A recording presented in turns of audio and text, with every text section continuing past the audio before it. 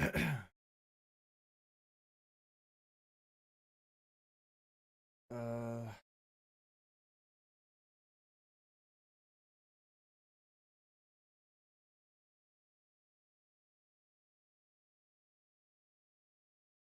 okay.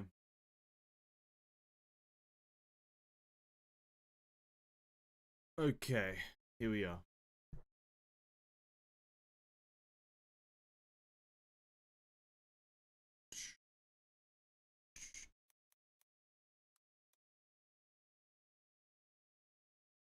Ladies and gentlemen, we're late.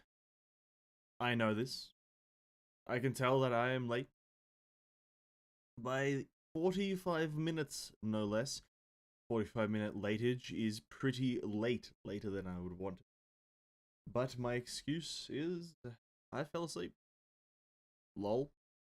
Yeah, I apologize, ladies and gentlemen. I really do apologize. I fell asleep. I was just a bit tired. And now I'm here, 45 minutes late to the party.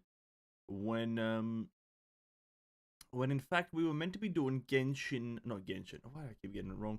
Honkai Impact today. We were meant to do some weeklies and whatnot with the new characters, Elysian Realm, Abyss, and we're still going to be doing that. But yes, again, my apologies. Late indeed. Yes, my apologies. Sorry for all that. Welcome to the stream, Ashura's Fury. Hope you're having a great day, though. Thank you for stopping by. I really appreciate it. I was just a bit drowsy, and then I nodded off for a bit too long. and now we're here, unfortunately a bit later than I would have wanted. In a panic, I did rush, and thankfully was able to make it and have things set up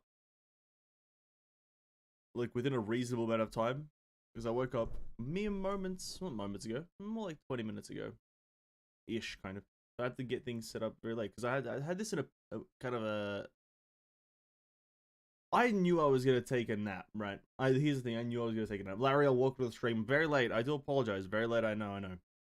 But the thing is, I knew that I was gonna take a nap because I was like, you know what? I feel a bit tired right now. Let me just go close my eyes for a bit. And so I knew that I was gonna fall asleep. I just didn't think that I'd fall asleep for like, I don't know, 3 hours, and then end up late. So it was just a bit. I underestimated my capabilities when it came to napping and snoozing. So that's why we're really just actually late.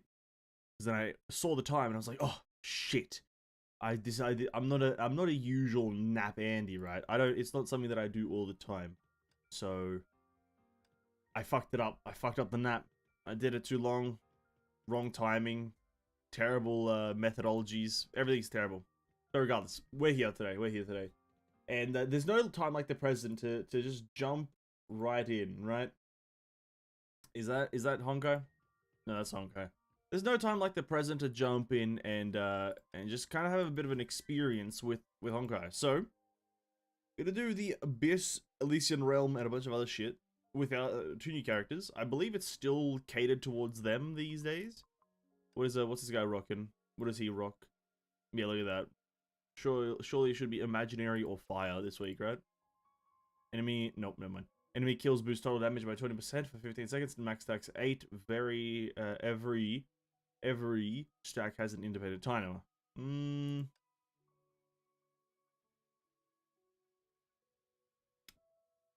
does it recommend again? It recommends not the team that I have, right? We are going to use this team just for the fun, right? I'm doing great. I've reached Nirvana, then fell out of it, and a solid 0.76% in MA. The trio team did not disappoint. Oh, reached Nirvana with the trio team. I wish I could say the same as I sit here and struggle with these characters. I wish I could say the same. I do just know after using this team just how difficult it is to play without Herrscher of Truth. Herrscher of Truth is a very big, important factor.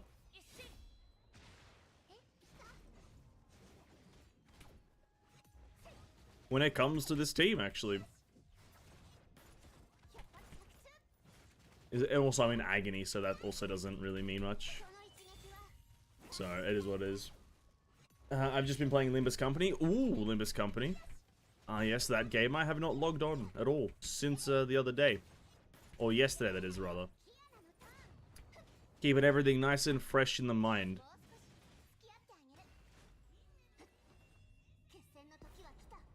I think I may jump on and do my dailies, which is just going to be weirdly doing some kind of like reruns of things that I've already done. But even then, maybe not.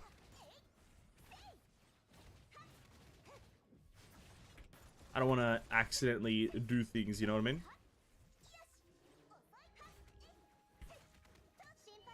Yeah, I think in Agony I don't really need to switch to Kiana, or sorry, Mei here, because, well, I just don't think I do.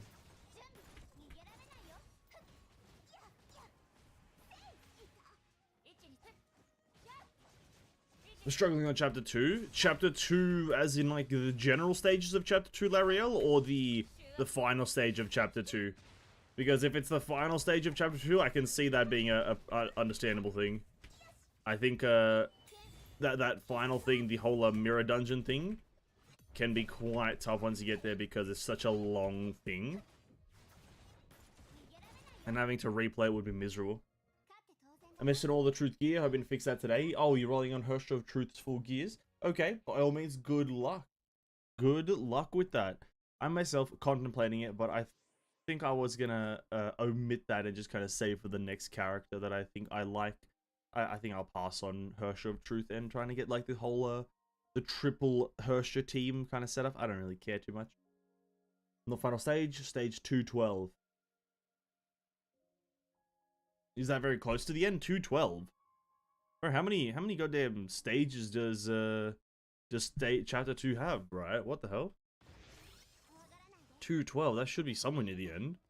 Chapter 1 only had 11 stages.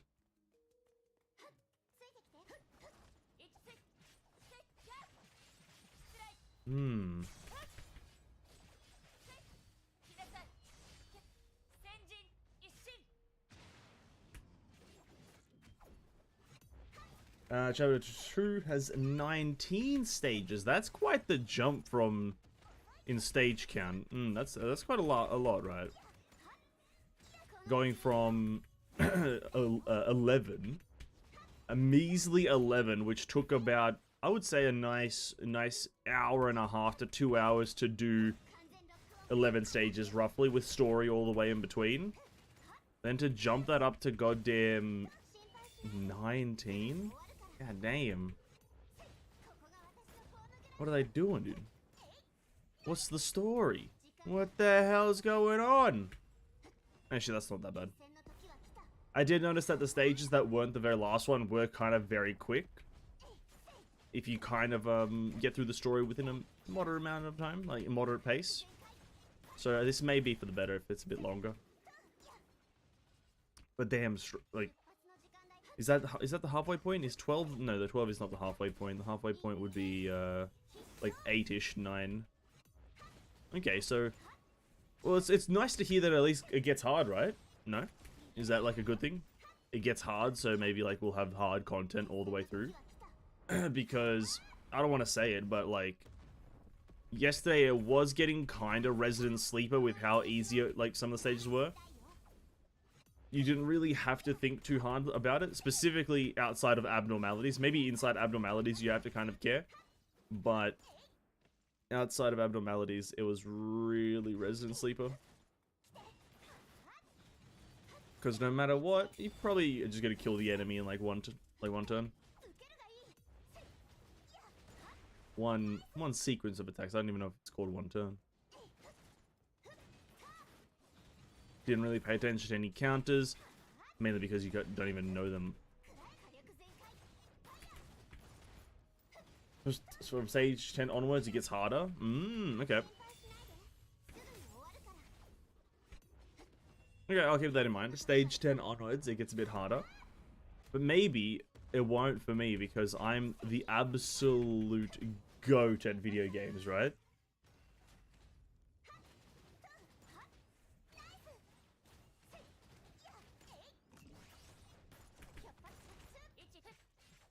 You know what I mean? I am the goat of video games. Also, this Abyss Weather favors AoE, so you can stack the buffs to max. Mobius used to be the best, probably still is. Oh, for this week? Yeah, absolutely. Mobius is still probably the best. It's mainly a type thing, right? No imaginaries like this kind of Abyss, so the best Valkyrie for the previous thing is still going to be 100% better, but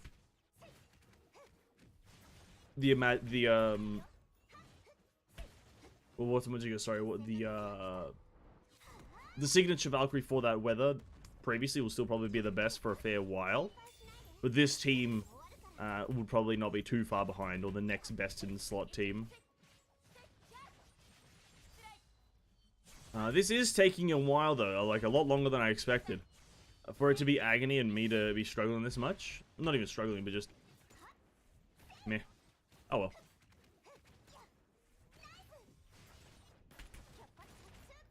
Yeah, there we go. I don't want to use the word struggling. I'm not struggling, it's just taking a while, eh?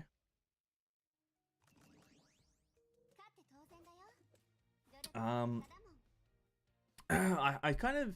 Oh, there's so many things I'm wishing they rework in the kind of the future patches of Honkai. Specifically, a lot of the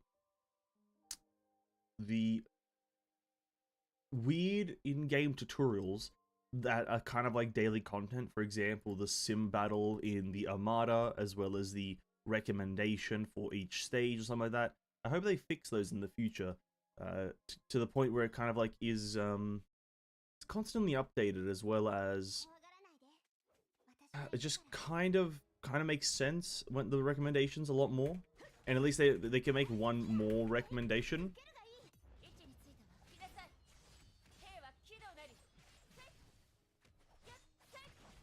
I don't think that was the correct play, actually. I think I fucked up.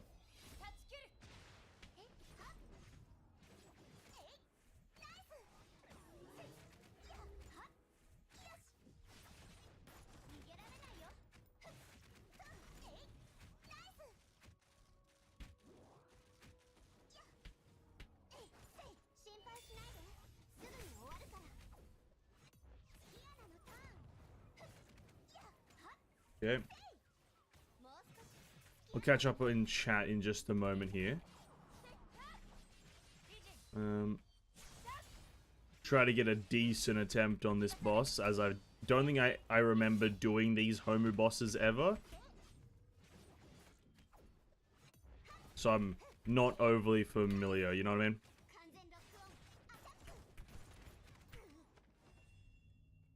Nadir is to use Herrscher finally to stop the time and hold on to the existing stacks longer.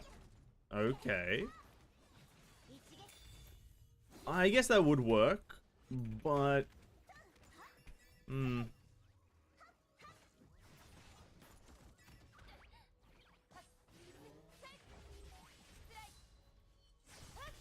I find the Herrscher finale time stop mechanic to be very, not finicky, but not very reliable in terms of actually stopping time. I actually find Mei's stopping time to be a lot more useful.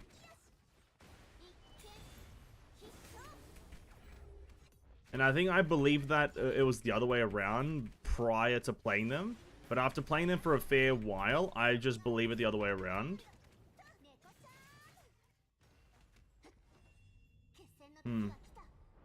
Also, the Nirvana is very interesting with the score. Top 5 get plus 100, bottom get 0, and 10 get a fancy minus 200.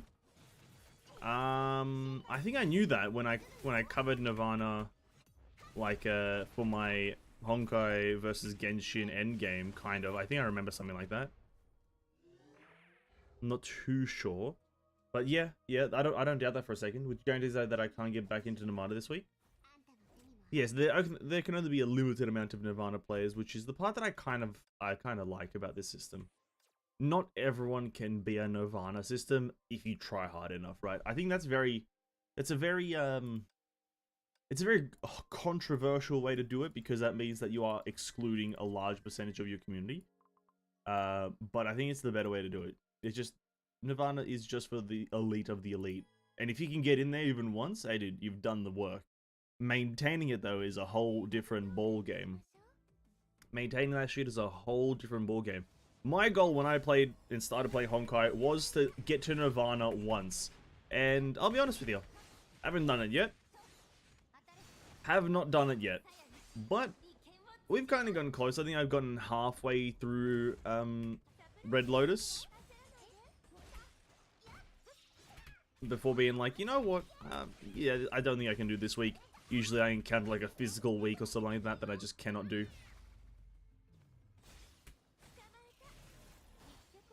And then bada bing bada boom, I'm out of a chance at Nirvana.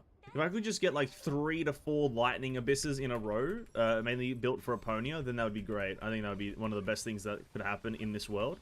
Is 3 to 4 Aponia abysses directly in a row.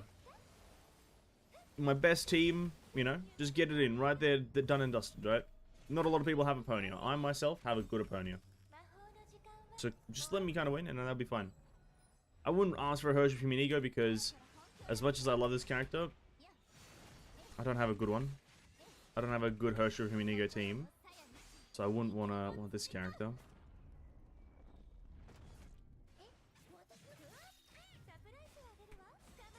I have been getting used to using Turgenev on Partafellis. It's not my greatest performance, but I have been getting used to just switching her in, tagging the enemies, and then switching her out immediately. Which has been rather kind of interesting. It's not the best way to play her, but it's the way that I have been playing her. Fizz Week is the bane of my existence. Fizz Week is terrible. In my opinion. I think Fizz is... I much prefer Elemental Weeks as well. That's the easiest way for me to put it. I just prefer Elemental Weeks over all the other ones. They're just so much, like, funner. That's that. I say that not really remembering any of the, the physical bosses. I think, who is it? Callan is a physical boss, and nobody likes Callan. Like, as a boss. As a character, sure, whatever, I don't care. But as a boss, nobody likes Callan. Who's another physical one? Is Palatinus? No, Palatinus is a lightning, I think. There's another physical boss. I guess you can kind of count Otto as a physical boss, but he's just more imaginary, and has only been one good physical for a while, but I guess that's now alleviated with these new 3 characters. Yeah, I just don't like any of them. And even, to be quite frank, I don't really like the 3 elemental bosses, oh sorry, the 2 elemental bosses right now, that are the big thing, like Triple S Benares, Triple S Hodo, even with like these multi-element teams that I have, with Ego, Finality, Truth, or not Truth, sorry, who is it? Who do I use for Ice? Partafellis, Finality, Origin, all these characters, I still don't find Triple S Benares to be an enjoyable fight. I don't think there's many enjoyable things about that fight. That's an unfortunate thing, but it is just what I believe. Let's quickly do our commissions. Wang that in, and we need to do our sim battles. Yeah, there's nothing good about this fucking dog. There's nothing good about that motherfucking dog, dude. Hodo's the worst. I just don't get it. I just don't get what makes Herrscher of, what's the name again?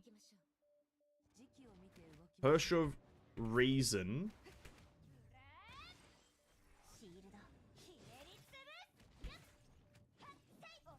I don't know what makes Herrscher of Reason so much better than every other character that I have. Because every time Hodo appears, Triple S, I always expect something, right? Some results from my team, because I'm like, you know what? It's Herrscher from Inigo with a good Li Su Shang and a decent Partafellis. And every single time I come back from that goddamn week, I either don't complete it or it's a terrible score. And in my mind, I'm just like, how the hell does this old ass, outdated character do this so much better just because of one weapon? One weapon is all that happened. And now this character is just clearing everything? Like, come on. Let's get reasonable here.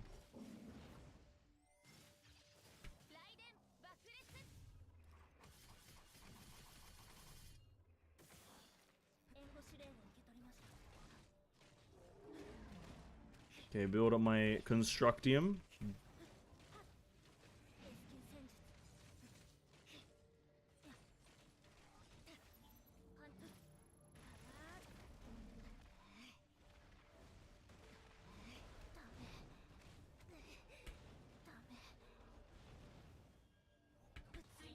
No, it's not good. We got a lot of stuff.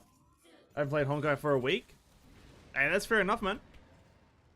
If you're not vibing with it right now, that's fair enough. It is very much in those final moments. There's no story. I'm kind of maybe I'm just not like, I don't know when it's happening, but I can't remember them ever saying or putting up in the game like when the next story chapter's releasing. So I am also just waiting for them to announce when the goddamn chapter is going to be released, because I'm very much just here for this, right? So I'm still into the game verily, and you know, what I'm seeing from the next patch is pretty interesting to me, but to keep me playing.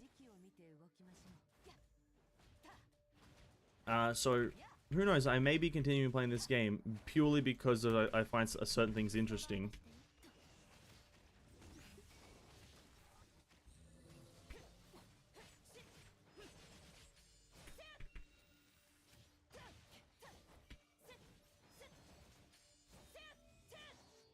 RGB Benares is quite annoying. Had to fight it so much last week to improve the score.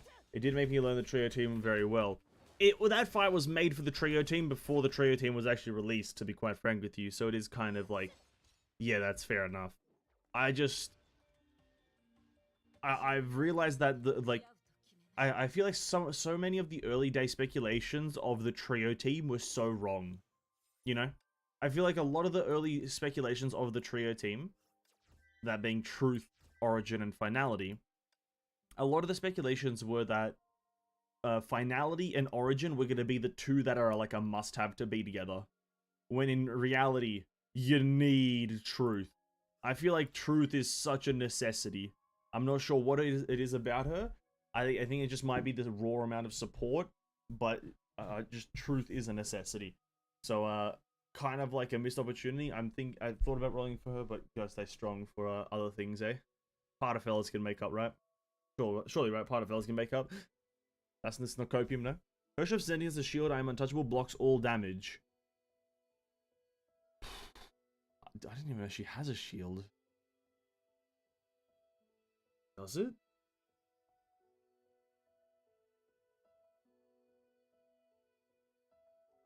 It wouldn't be able to block all damage. Yeah, no, it's 50%. Got him. Because, if it blocked all damage, that'd be a bit strong. And as someone who has none of the fancy weapons that I've eaten for Bron or third key for Mei, Hodo is pain. I just brute force with Ellie, minus 6% damage to Herrscher Truth reason, but can't be bothered. Yeah, it's fucking crazy to me. It's crazy to me how much Hodo is so streamlined for a very specific character with a very specific weapon. Like, I know that's like a thing, like making like bosses specific to certain character types, but it's just so crazy to me that Hodo is Triple S Hodo is very specific to Herrscher of Reason with specifically Star of Eden, which is like, bro, you've just made this boss fight way too specific. I've had very little success in using anything other than that, which I don't have that obviously, so I'm having very little success no matter what, which is, it's just crazy.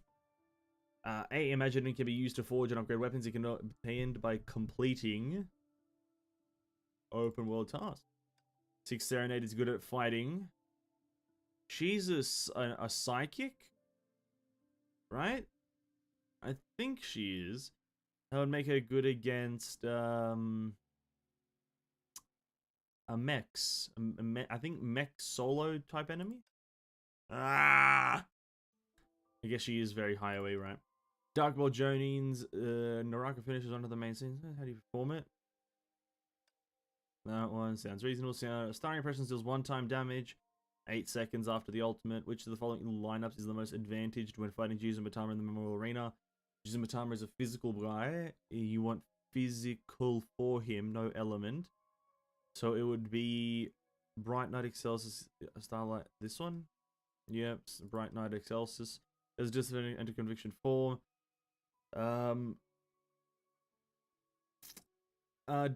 Conviction form. Ah, fuck. Weapon skill is triggered when redemption is not full. Which of the following triggers Herrscher Flame Science QT? All of them. Bonus Night Moon meme evasion skill after when she troops double S, triple S. I kind of felt that one, and then all the rest are correct. Okay, we got one question wrong, and it was about 6 Serenade. Okay. Who's the character I have to play today? Flame Sound. I want to cringe. God damn it! Time to see my terrible way of playing this character. Eh?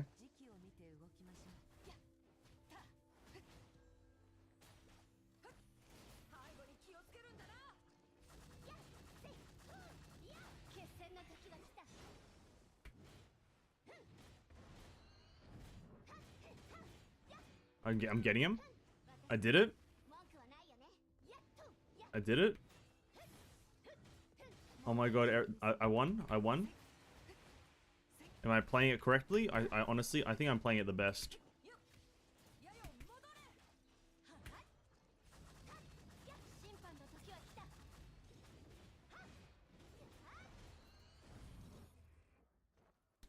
One of the best Flame Sound players I've ever fucking seen. Look at that.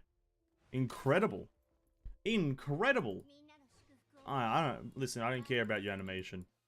We also get to unlock Flame Scion this week in Elysian Realm. Actually, I just totally forgot. That only just came into my mind. We actually get to unlock her this week, which means more Elysian Realm gemmies. Which also means we're doing Elysian Realm right now. We got a full finality run to do with one of these 2 new characters. I think we'll do the Flame Scion stuff after. Let me unlock her. We also have her skin, which is going to be nice. We'll do her maybe a bit later in the stream or whatever, because I've also got that event to do, the Chibi event. I've got a lot of it to do that I also want to have a bit of fun with, because I did do the event off stream in my own time, because I'm not too bothered by the story of too many events anymore. Mainly ones that are just purely there for fun. But that gameplay, what's it called? The super long thing I haven't done, and I kind of want to min-max and speed run and whatnot in different ways.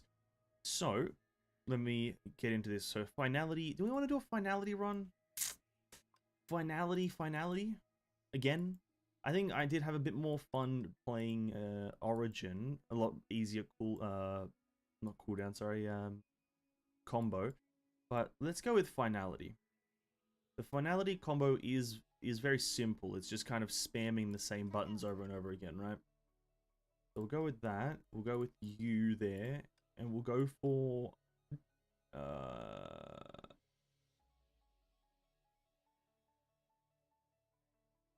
yeah, we'll go for... Discipline into Vil V. Should be fine. Discipline into Vil V, followed by something else.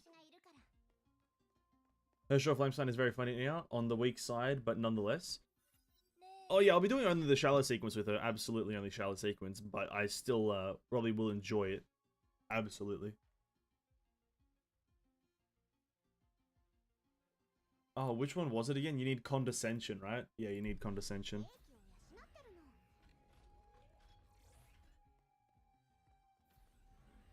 Now do I want to actually like have an easy run, or do I just want to have a run? Because I've just used all my resets to get an ego, and hopefully I get a good ego. A high flames. We'll definitely do the Herrscher Flame Silent stuff today.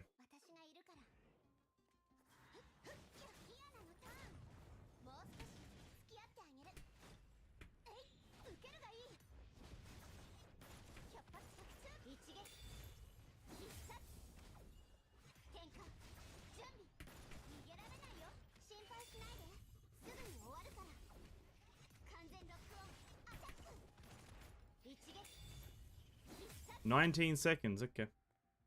I think our best is 16 seconds. I don't know how, but that's our best apparently. High flames, please. Thank you. Another ego door straight away. No?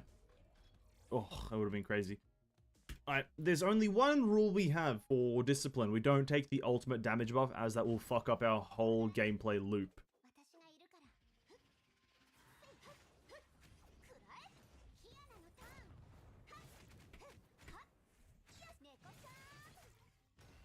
That's our only requirement.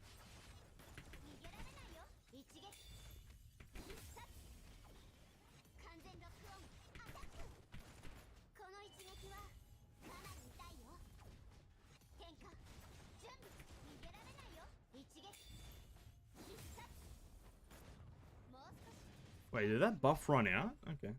Yeah.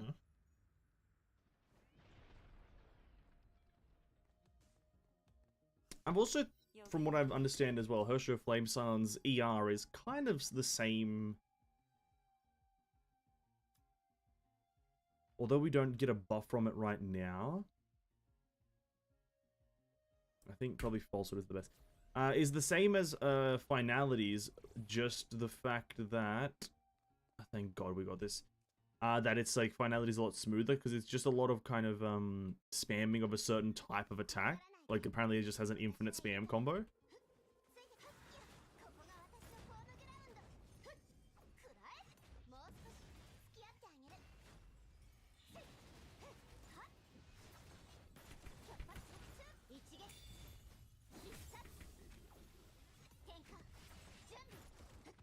Do that now. And then, not that I'm not going to get the double, but let's try to get a decent time.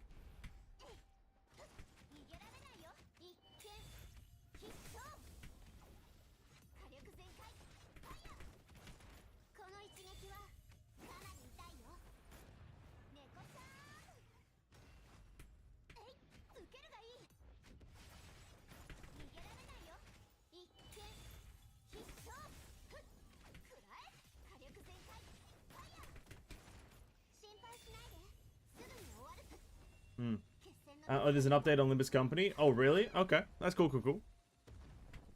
I'll do that another time, obviously. A bit later in the day, but maybe even tomorrow. As we are not playing it for a while. Till Thursday. And is it any major update, or is it just a few hot fixes? Because I will be honest, I did encounter a bug yesterday. The whole story being replayed after you had just witnessed it. That was kind of an annoying bug, so hopefully that's the thing they're fixing. Maybe some other stuff as well. The SP one, or evasion skill. Now, I think I do use my evasion skill a lot more than I do. I think I will be reaching 160 combo, and I do want to actually eventually be actually sacrificing my thing. And I don't think I use my evasion skill often enough to, like, actually fuck up my combo, because it goes on cooldown, obviously. Okay. Just made some adjustments? Okay, cool. Gotcha. Yeah, that's fine. Hopefully they also do bug fixing and whatnot as the days goes on.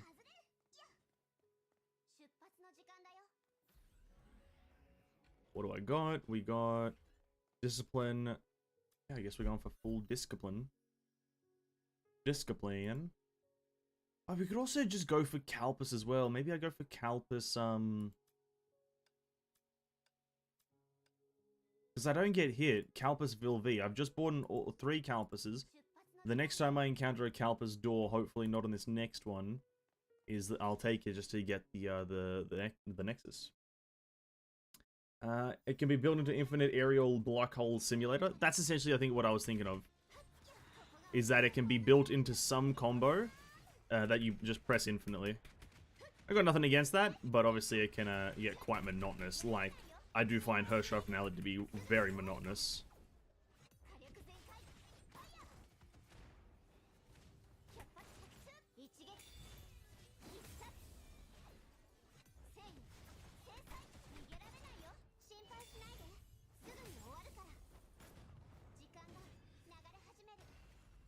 Very nice.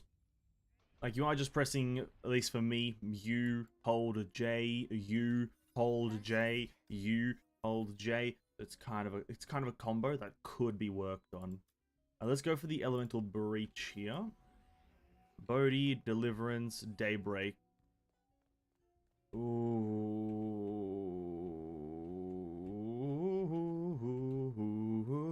Probably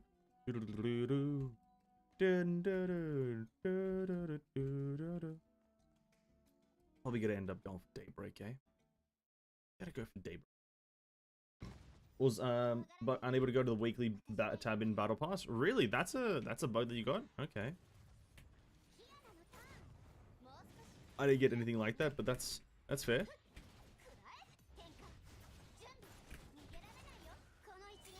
Well, you're not missing out on much. From my understanding, there's not much there.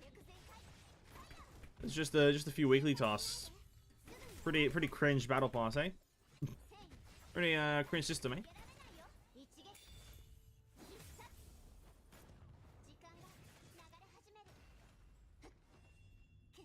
No, it's quite fine actually. I am curious to see how Olympus Company's Battle Pass will end up looking in the long run.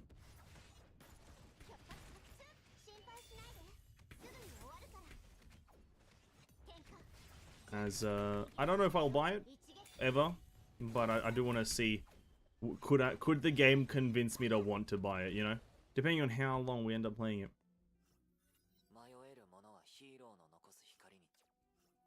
Will the game convince me to play it? Okay, we need this one. Even though we're not really trying to do a daybreak, it's fine. Rotation. Go for ultimate. We kind of press that a bit more. Daybreak, discipline. We could get Daybreak 2, I guess. And then continue with discipline, and then we just need to get Calpus once. Then we'll have just a lot of damage. Or discipline, continue with that. We only get one. Try to get discipline on the double by discipline. Discipline is good to get right now. We are kind of built for it more so. Calpus, Daybreak could mess us up. Let's try it. And 20 rolls. Okay, I guess I'm going to get every double and triple O in the game, right? Because with that 20 roll, I'm just going to get everything ever, right?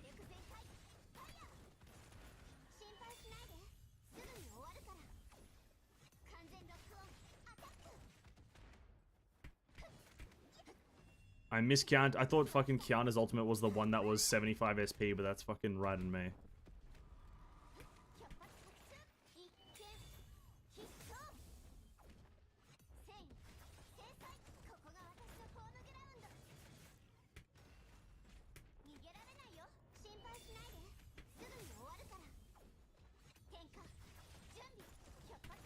Bang, bang.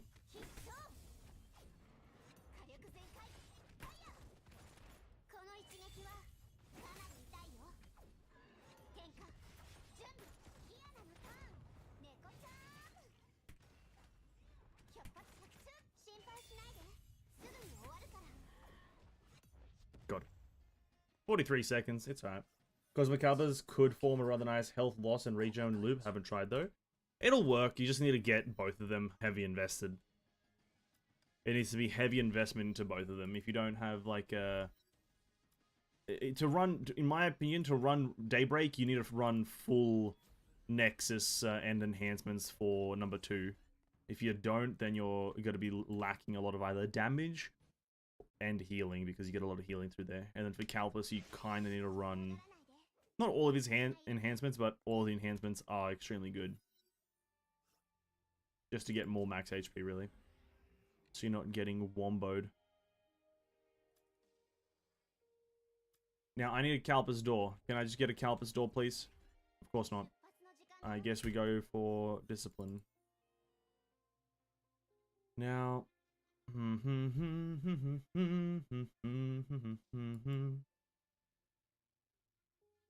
As odd as it may sound, I'm kind of tempted to buy the rend duration increase. Just because it's going to make it so my damage window with Calpus, Daybreak is a lot... Cosmo, that's his name. Is a lot longer. But at the same time, is it going to matter? I don't know. We'll see. Elemental Breach. More Calpus. I think we're just going to get attacked so little that we can actually just get Fuhua here. That there. Okay. And then buy a shiny, and then be on my merry way. Let me swap out Raven for Mrs. VK? The Durandal one. Do a bit of swapperoonie. And then, it doesn't even matter if we get Calpus on the double, I'd still take it. We still have a few things to get, so please Calpus on the double, please. Thank you.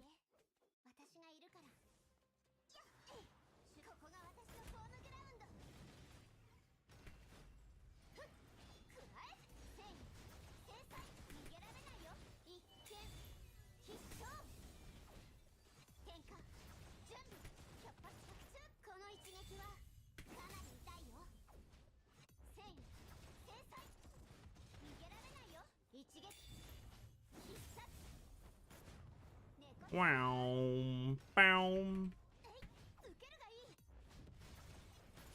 Need to use ultimate. I've always forget to use my ultimate with this character just because I just don't like it. Purely don't use her ultimate just because I don't like the visual. I'm using it, or not using it out of spite, to be honest. That's really all it is. But it does have a good use.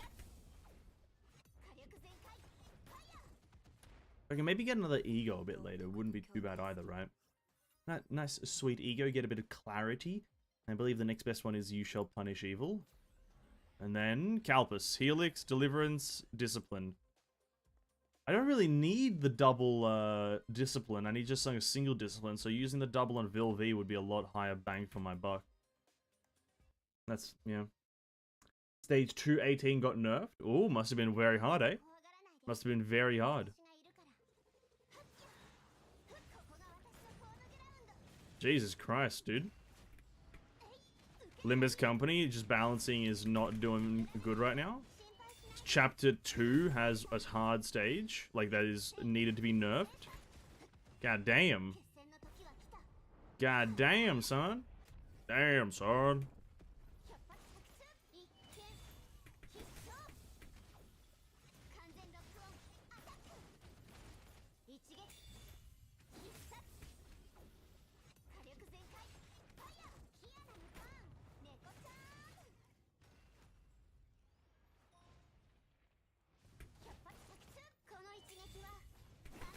Well, at least they did it quickly, eh? That's really all you can ask for them, eh? They did it quickly. They understood that it was too strong. But damn, dude, the people... I guess you didn't really need to be a pay-to-play character or a person who's putting money into the game to get there. We could have gotten there if we really pushed for it.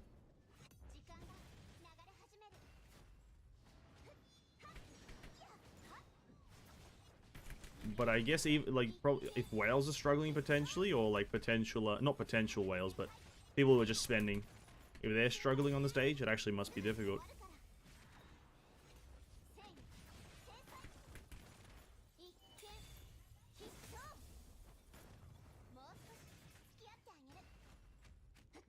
Okay, we're getting rather close to the timer here, and our damage isn't looking too spicy.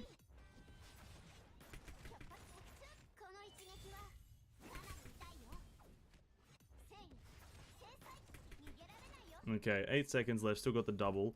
Very scared there, though, for a second, because I thought we weren't going to get it. I thought those guys were going to regen their HP and go back to full. Total damage for Valkyrie. And then we'll go for enemies taking more damage. And then Daybreak, Deliverance. Oh, we're just not getting lucky here, are we? I just need one Calpus door to appear. And I'm just not getting lucky.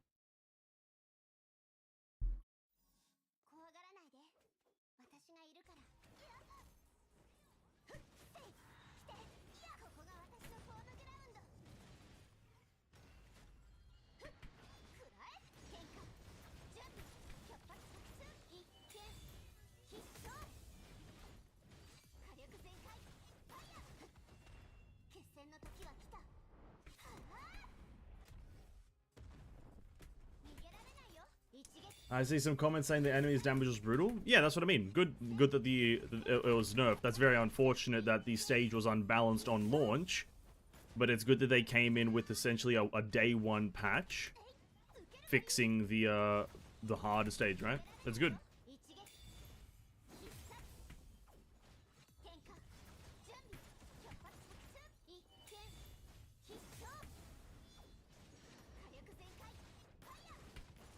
I think I've bugged Heimdall again. I think I've bugged Heimdall again. He's just not landing.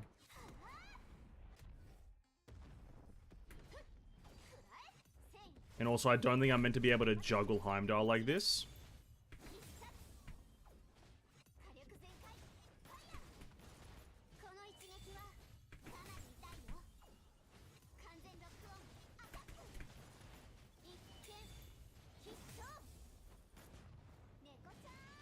How is this Cyclone unit still alive?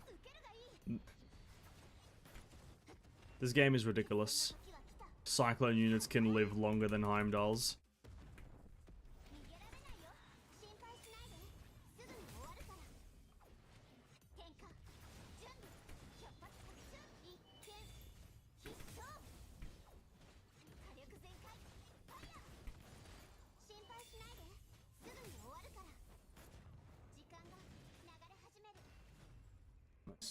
I do half understand over the story mode in some games, Honkai included, as very few would have gotten past Dark Bronya in Chapter 1 otherwise.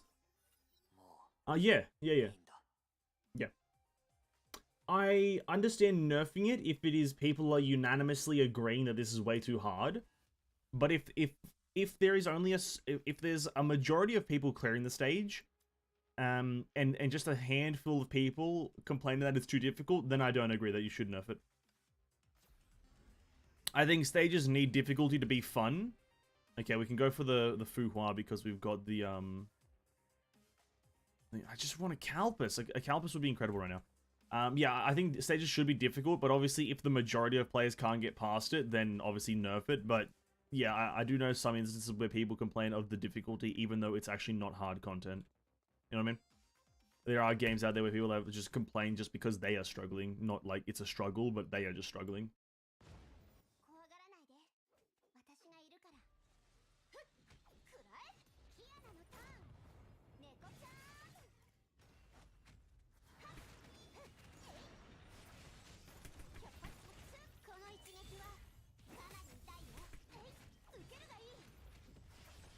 The game has been out for a day. People weren't complaining about stage 218 that much. Well, it must have just been the stage that was being complained about, right? It must have been the talk. So that was enough traction for them to believe that it was maybe a bit too difficult. Who knows? I have no idea in the minds of Limbus Company. I have no idea.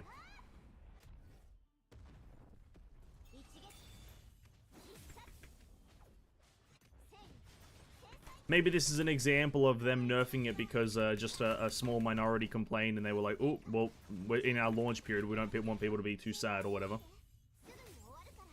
There's a lot of things that could have happened. Some managed to do it because they ground the previous stages for level. Yeah, well, who knows? Genuinely, I'm saying this unironically. It's very hard to tell because it's launch day.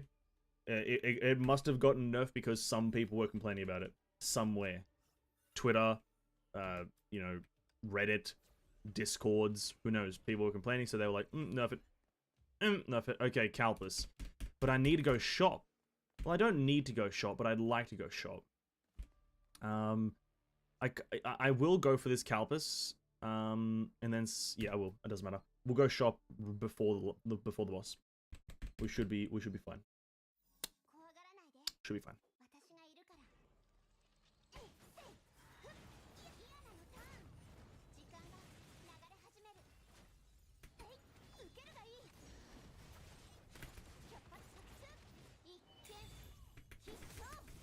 This does mean I'm going into a boss, into the double stage with a BKE.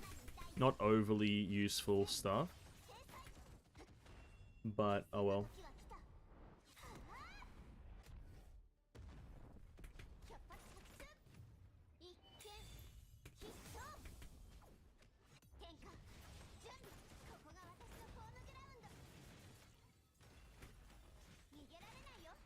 Bang, bang.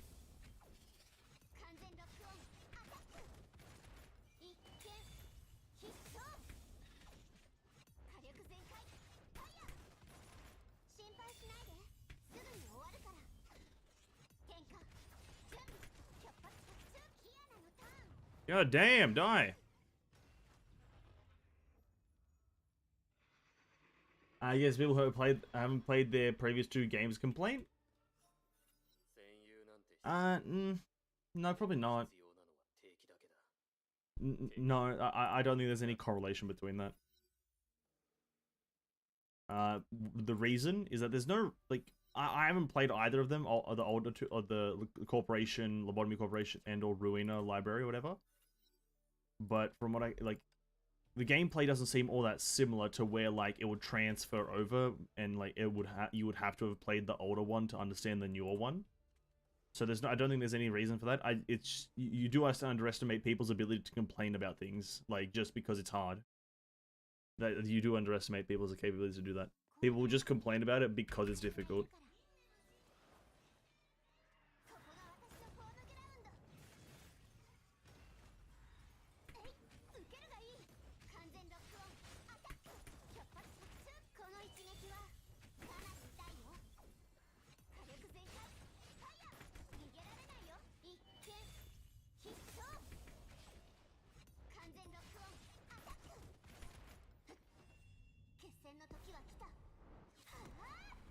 Oh, bum, bum, bum.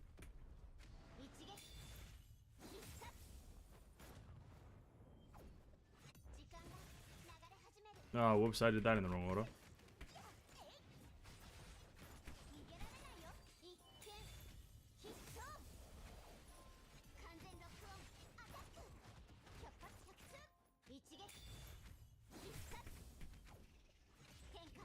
Okay. Wang. That was the wrong order. Again, I'm meant to press Ultimate Evasion. Oh well. Oh well. Everyone has similar gameplay, but again, it doesn't transfer over.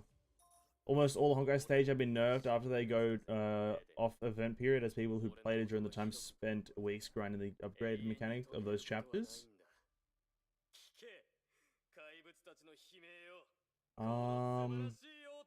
I see what you're saying. You're talking about things like Colliston, right? Colliston and Elysium Everlasting. I don't necessarily think it translates again, because one's just like a grind to get stronger within its own little kind of stage, whilst the other one is just a difficult stage, right? But I can see what you're saying. Hey, what's up, Piston? Welcome to the stream, man. Hope you're having a great day. Long time no see. Hope you're, well, thanks for stopping by, really. That's really all it is. Thanks for stopping by. I really appreciate it. I just genuinely think this, this Olympus Company thing is just some people complain about the stage. That's all it is. I don't think it's like a specific group of people, you know, the non-other content players. Because to be quite frank, like, I did complain that the last stage of each chapter is fucking annoying. But that's like a minor thing. So I'm assuming people who got even further were like, well, this is a bit tough. So they just complained, really. I guess that one. I'm done with that. Ranged. Maybe we can do that. Just a bit of fun. Rend against shields. Well, I'm versing something that doesn't really have a shield. Actually, this will heal me a bit. Damage their shields. Ultimate. No, not that one. I guess just upgrade, right? Total damage per breach. Sure,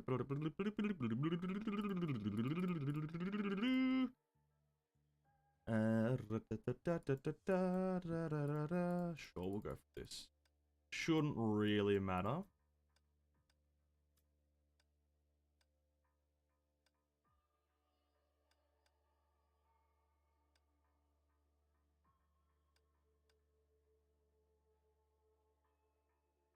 Yeah. Shupatsu, Shupatsu! Shimpai Shinaide. Alright. Come on, Herrscher lady. Come on, Herrscher lady, you got this.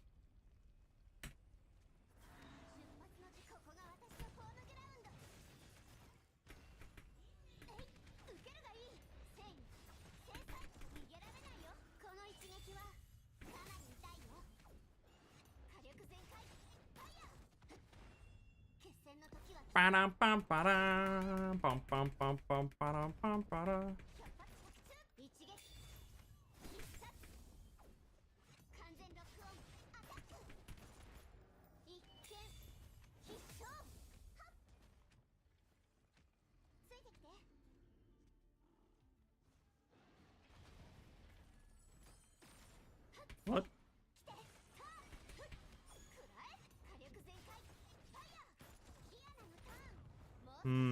Interesting.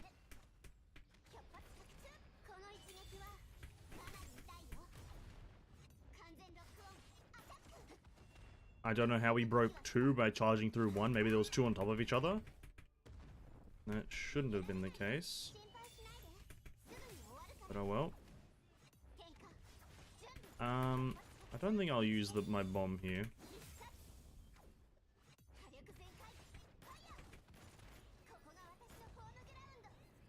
Oh, we went immune!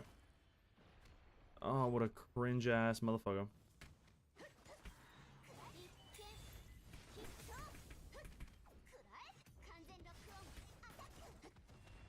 Boom! Go, Kiana!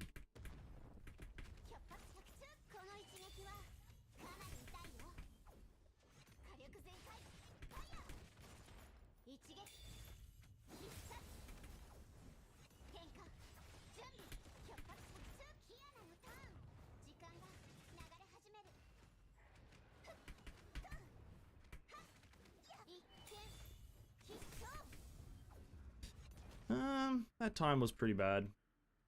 If we got a Calpus sooner, that time would have been a lot, better. Complaining is inevitable? Complaining is absolutely inevitable because anyone can complain with the internet being as it is, right? The internet existing gives everyone a method of complaining, so... Like, I don't want to, you know, because obviously not a lot of people are playing the people in chat are playing Libba's Company through Steam, but there is like a certain Steam has a community content area where people can just upload shit that they screenshotted from the game or just upload stuff to do with the game, right? And before the game had launched, there was a certain individual just continuously posting a screenshot of the fact that there was a maintenance, right? There was about hundreds of screenshots of the fact that the game was in maintenance. And there's all these screenshots were from one specific person. And it's like, you know, there are people who can just sit there and complain about it endlessly to the point where, like, it sounds like there's a lot of people complaining, but in reality there isn't. Essentially a vocal minority, if you will. That can ruin the game. It can potentially ruin a game, you know? It won't always ruin a game, but it can potentially. Do that. Ultimate.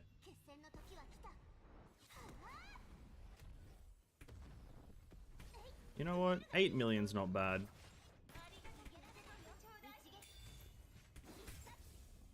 $8 million's not bad in my eyes, right?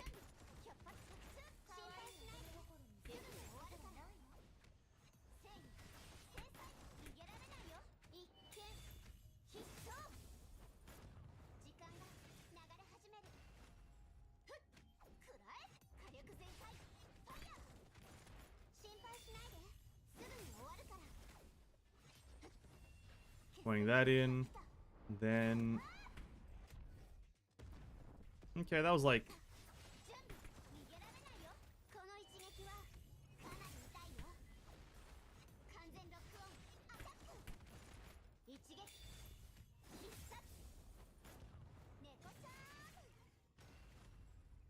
Oh! 14 million! Incredible. What's your opinion on Husk Existential Crisis? Who's that? Which one's that? Which one is that? Is that the horse? Is that the goat thingy? The ram? Is that one? Or is that the flower one? I will not remember any of the Husk names except Nihilus. Is this? Let me check. This one's Mysticism. Okay, so Existential is the other flower, yeah? The flower's pretty easy. The flower is very easy actually. Yeah, I think what he was in ER like not ER, sorry, the Abyss. Was it the Abyss? What was it? Was it the Abyss? It must have been the Abyss. He was in the Abyss last reset. He's fine. That's all. He's not difficult per se. He has like a specific phase which is not easily outlined as a phase, where he'll jump back and whatnot, and you'll have to reflect some things at him, but there's no real indication of when that stops and when you have to start attacking him again. So that could probably be done a bit better, like having a bit clearer phase changes. But other than that, he's a very easy fight. You just dodge bullets, very clear bullets, and then you hit him. Really, he's not difficult. Obviously, I did it with with 2 of the new characters. So obviously, it's made a fair bit easier, but it's not like a super difficult thing. So I'd say it's pretty alright. Alright, boys. Time to do some Herrscher of Flame Scion, eh? Time for some Herrscher of Flame Scion. Key of Radiance. Let me just, I won't pre-arm it, but let me just level it up to 35. Maybe even get it to 50 if I wanted to. Do I have the resources? I don't think so, right? Yeah, no, I need to get those things, so I won't do that. Time for some Herrscher of Flame Scion. Let me make a quick set for her. I believe I can easily... Maybe I can even run the pre-arm? Maybe I could just do that, eh? Just run the Herrscher of Finality gear. Let's try that. It's gonna work just because it's like max level. But let's give it a whirl. Is that this one? Yep. And then this one is that. Use that, please. Who needs signature weapons for a character when you can use her upgraded version's signature weapons and stigma, hey? We want to get full egos, and we're gonna... Okay, let's see if I can figure out how to play this character in Elysian Realm. Very low chance, but we'll try. Oh! There's the skin. I like this skin a lot more than Time Runner, I'm just gonna be honest with you. I think I like this skin a lot more than Time Runner. It's a hot take, I know, but I think I do. Triggers ultimate evasion, removes overheat and clears heat. Aerial combo attack reduces ultimate evasion skill by 9 seconds. Black holes generate by the flames to most fire damage. Evasion crits will just black hole. Okay. For every black hole created by the Flame Scion, restore 25 barrier HP per second and deal 30% bonus damage. And then, when a black hole created by the ends, a small black hole lasting 5 seconds generated.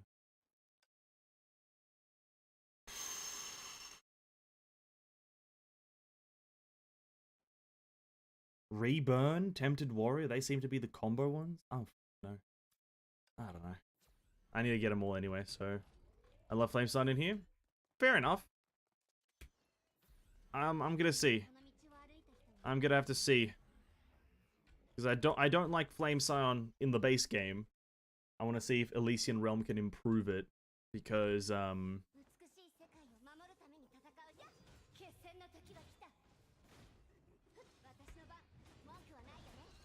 yep. Oh, yep. Got it. Yep.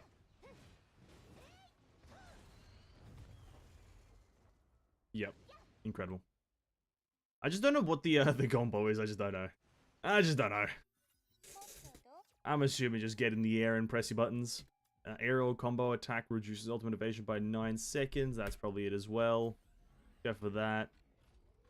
Another ego. Cheers. Boom, ba-dum, ba-da-ba-da. We need to get a duplicate of all of them because...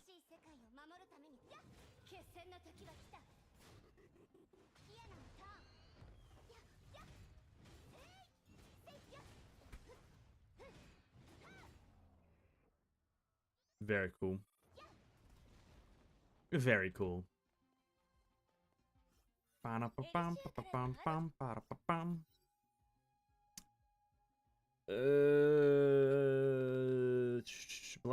black hole, Flame Scion.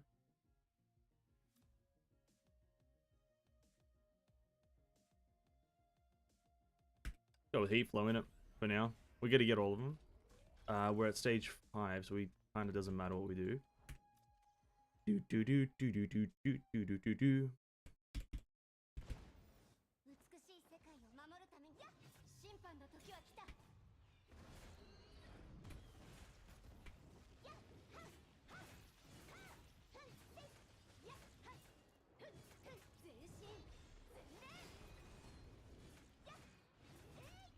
I think I'm the best flame sign player. You ideally want 3 egos. Heat burn, heat flow, reburn, aerial, reduces evade. Yeah, exactly what I got, right? That's word for word, bar for bar, exactly what I got. I think. I don't know. Frame by frame, word by word. I honestly chose the... Oh. This one. Next is 5, and then we have to use it on 7.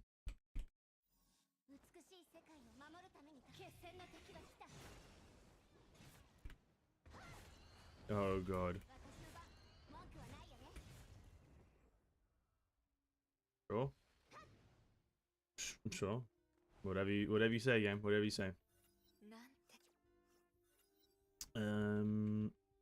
Doesn't matter if it stands near, far, wherever you are. It just is getting the because of you on the first possible shot. Oh, I was not meant to dodge there.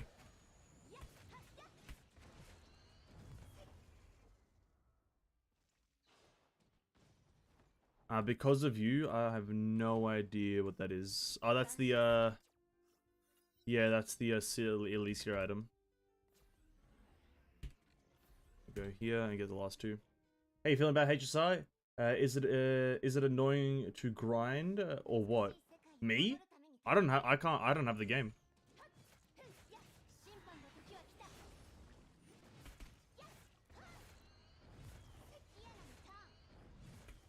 I have no idea. I don't have it.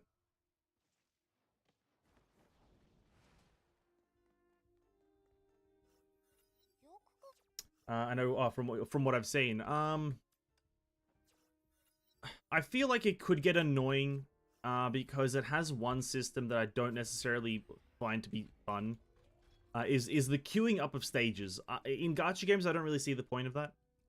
Like, period. I think it's much more enjoyable when a game just has a skip button. The game is self-aware enough to know that it kind of just...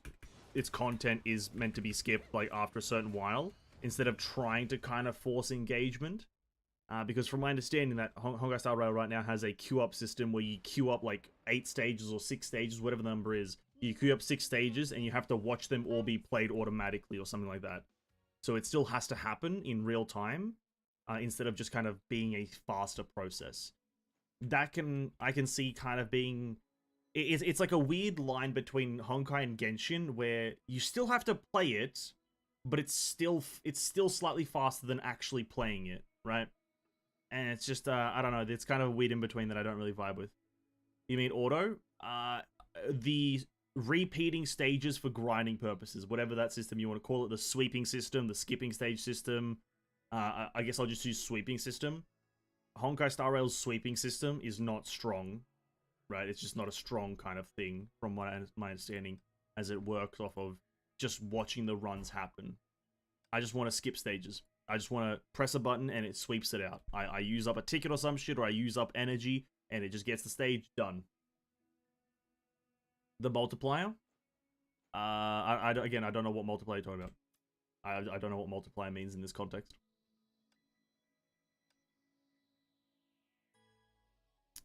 Like setting your run with like an 8 times multiplier and it just does that run 8 times. That's exactly what I mean then. Is that you don't need... I don't want to do the run 8 times, even if it is automatic. That's pretty much... that's it, right? Because I can just see it becoming like Genshin, right? Because anything that isn't the fastest gets boring. Especially if you're doing it daily. Especially if you're doing it daily.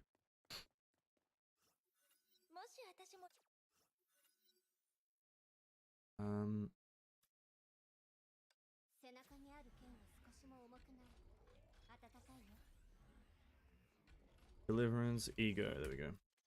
It's there on Blue Archive and any other turn-based usually. I would love to agree that it's there in any other turn-based, but it really isn't. Like, I'll use an Archland, for example. Archland just has skip stage, where you just use the amount of energy that you would use for that stage to skip the stage. So I'd love to agree with you on that, but there are games that have it, and that are much more enjoyable to grind on a day-to-day. So a better system like where it is literally idle auto, you can let it play and close the game. Yeah, those I don't like. But it's still better than nothing like Genshin Manual. I wouldn't be so sure. I wouldn't be so sure. Because, and hear me out here, I'm gonna say something absolutely out of left field, and, you know, a lot of people may disagree, but I would rather prefer one or the other, not something in between. Because what I see right now is this. Honkai Impact is, you can skip anything, no matter what, right? You can skip all the content that you need to skip. Like, more specifically, need to skip. Obviously, you have to do stages again and again if you want to do certain things. But you can pretty much skip any stage that you need to skip for a daily grind. Genshin Impact, you can't skip anything. Whilst HSR is this in-between where you set the game to autoplay, and then what do? You just watch it autoplay? Well, it's practically like I'm doing the Genshin system.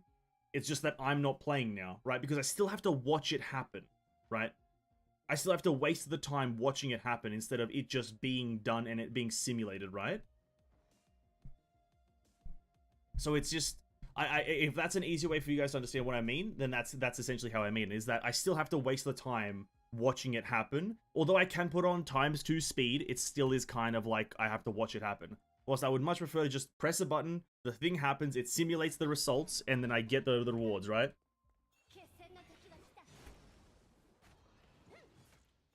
But that's just, again, my personal preference, is that I would just like things to be instant, or because the thing with Genshin is that although you have to do it, you are still engaged into the game, so you're still kind of doing something instead of just idling. Set it going and grab lunch. Well, okay, if you're grabbing lunch from your, like, cupboard or your own house, sure, you can do that, right? You can set it to do some grind, spend all your energy, however it works. It depends on how much you can set it to go as, right? You can do that. But if you're trying to get lunch from, like, some place, you know, outside, I don't think you're gonna get that many runs out of it where you would actually feel like you'll get your time's worth it here.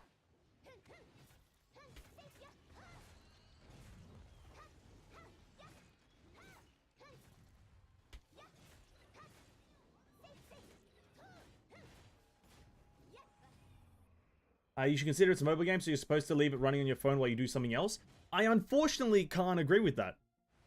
The same way that I don't consider Genshin Impact a mobile game, I'm not going to consider HSR a mobile game. But I do consider Honkai Impact a mobile game. Now, why is that?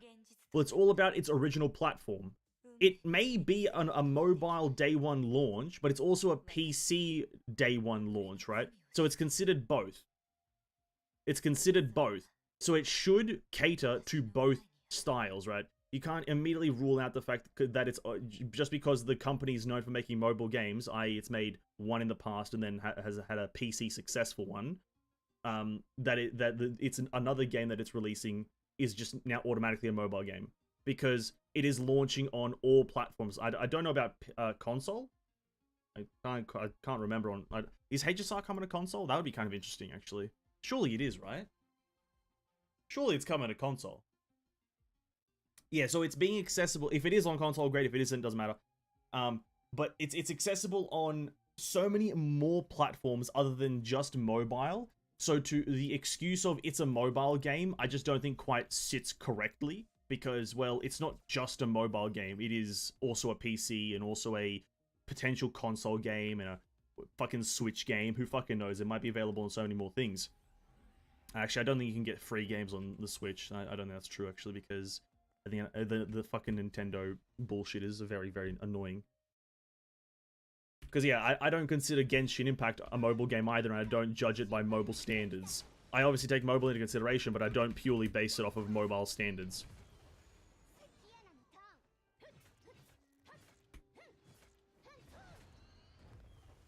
God damn, this is hard. So they're not supposed to not care about mobile features and not make it auto? No. But there is a thing called catering to multiple people, right? They can have an auto feature, but they can also have an instant skip feature, right? They can also have, you can play it through, which is what they do have, but they can cater to multiple areas of people, right? It's a possible thing to do. I feel like you're maybe not looking at it in a sense of multiple areas of game design can be catered towards, right? Because I'm not saying that mobile players shouldn't be catered towards, but it's with this kind of system, you're not catering to other players. You're just catering to mobile players, which is just not what you should be doing when you're trying to make your game global or trying to make your game on all platforms and release it on all platforms.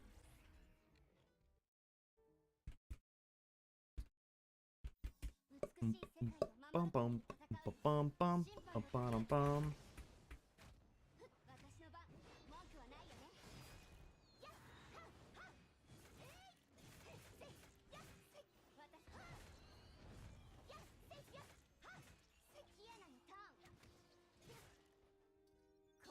Oh. Hey, what's up, Levi? Welcome to the stream. Well, I hope you're having a great day. Thank you for joining. Honkai best mobile game, and I refuse to believe otherwise. It probably, you could very easily classify it as one of the better mobile games out there, 100%. Because I would classify Honkai as more mobile than MiHoYo's other works, because it originated here, and a lot of its life was spent on mobile, right? So I think you could easily make that argument. Whilst these other two are going to have a lot of their, if not all of their lifetime, have being all of the platforms.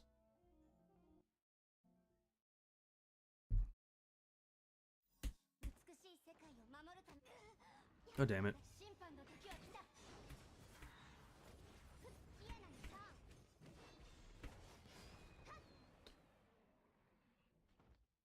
Isn't the PC players want to constantly play and mobile players want to play it auto?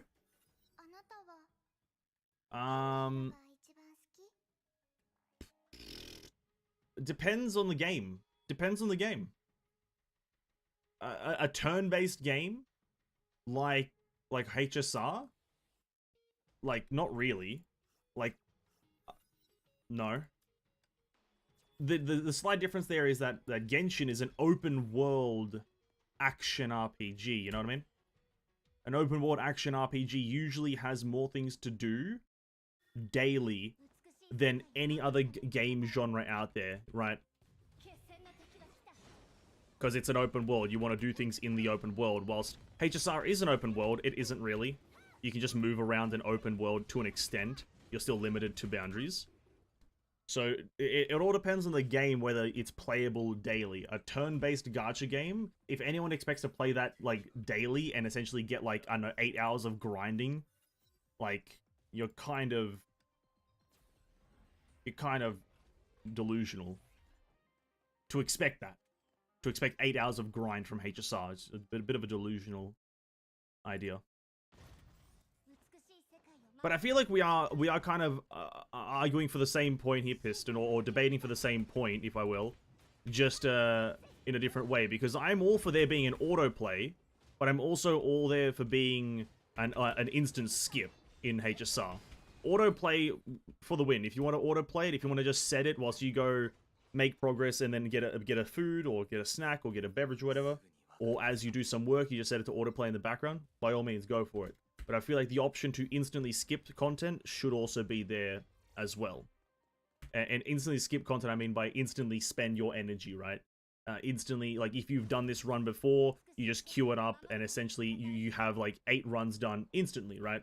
That's pretty much, I think, the area that I want to see HSR move towards. It won't, I know that for a fact, because MiHoYo is very stubborn, but that would be essentially the one thing that I would want.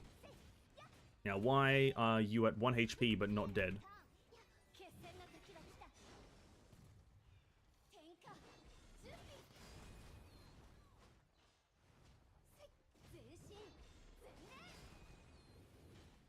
Bam. Damn, I really don't know what I'm doing.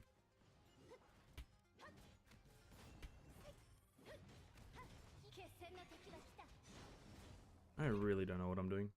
Of course, I'm not arguing, just want to hear your opinion. No, absolutely no offense. No, this is just an absolute peaceful argument. Absolutely, man.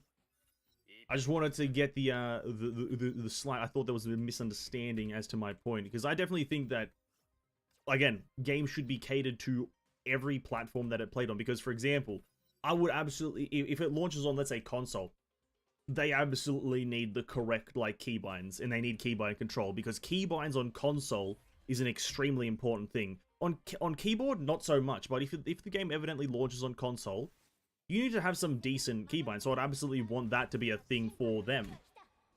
Oh god. I'm at 1 HP, and this is not looking too good. Yeah, thank god I one-shot him. I just think Mahoyo, yeah, that's pretty much what I'd want, is just them to cater to every kind of, like, thing that they are launching on. Because there's a reason, for example, this is an example from a completely different company, From Software. They are known for not caring about their PC player base, right? They are just known for not caring about them, because their keybinds for PC make you just rethink reality, right? And this can be easily seen from when I tried to play Elden Ring. I tried to play Elden Ring on PC, my first attempt. Spacebar isn't jump, it's like V, and then like left click isn't swing or some shit like that. It's fucked. So that you can tell that they don't really care about their PC player base, which is fine.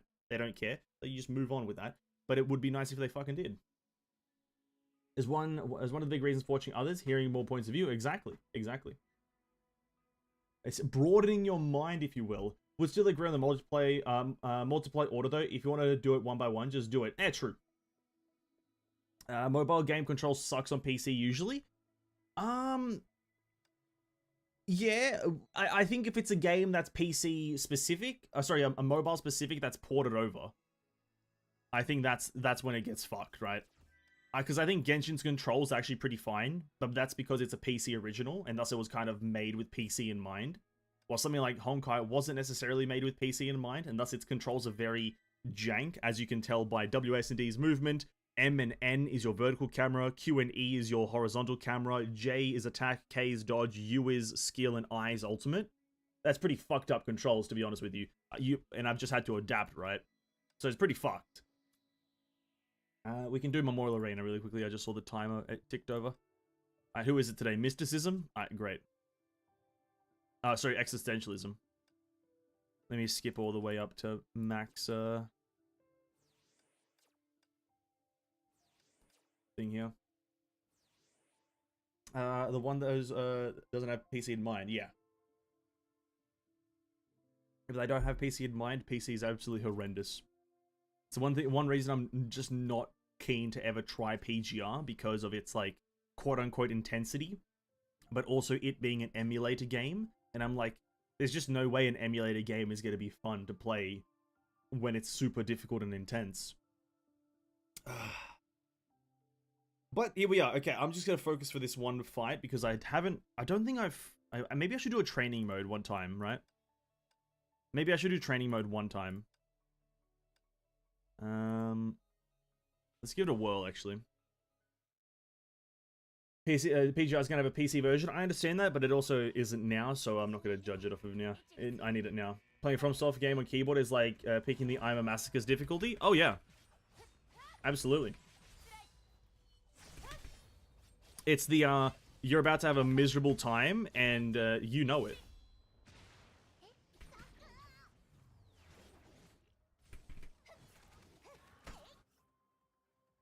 We need to give up immediately, because I don't have a signature weapons on. I forgot to change them. That would have been embarrassing if I started that as an actual run, eh? No, Kia Radiance on her. God damn it, dude. God damn. I fucked that up. I really should get in the habit of checking all my characters' gears, right? Equip that, please. You don't have any fucking talents? Really? Didn't I give her talents? Oh, that's interesting. My lady has just had no talents this whole fucking time. Fair enough, eh?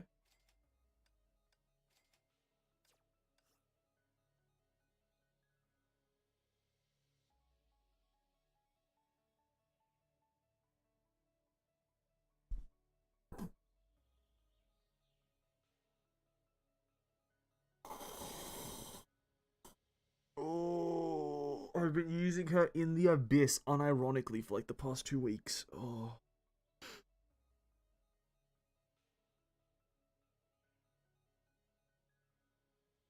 I've got an excuse. Hear me out. Hear me out. I've got an excuse though. Is the first thing I did with the character was Elysian Realm. Right? No, hear me out. I've got an excuse. No, I've got an excuse. I swear. Hear me out. Just please, hear me out. So the first thing I did with the character was Elysian Realm. But in Elysian Realm, your skills are maxed out automatically. I don't have to care about it in Elysian Realm, right? So, no. Hear me out. Please. Hear me out. They were just automatically maxed out in Elysian Realm, right? And I just thought it would transfer. I thought it transferred over, you know? I was a fool. I swear, I didn't do this on purpose. I'm not an idiot, I swear. Please, trust my opinion, please. I swear I've got valid opinions, please. I swear. I'm a trustworthy guy. Honest to God. Dude, I can't believe I've done so many abysses. Like, I've done the past 2... Since the release of the character, I've done the past... Since then, abysses. Just with this character not maxed out talents, essentially. And then I'm wondering, why the fuck's this taking so long? Why is this taking so long? Did I upgrade the stigma as a weapon? Yeah. Those I did. Although I knew that here's the thing with those, is that I know they have to be upgraded for Elysian Realm. Those things aren't automatically upgraded in Elysian Realm. So I knew that I had to get those. Oh, I'm just a fucking moron. Really, that's all this is. Let's wrap it up, eh? I'm a fucking idiot. I did play Honkai on emulator, as the PC could run it on a high frames, to be honest. I formed my keybinds there, and stuck with them on the PC client. I didn't even know you could just, I didn't know you could rebind this game, to be honest with you. Watch this, like, oh, maybe I should retry the Abyss, just to get a better score. You know, I should definitely do that. I should definitely retry the Abyss to see how much better of a score I can get. Ah, dude, that's just very fucking miserable, isn't it?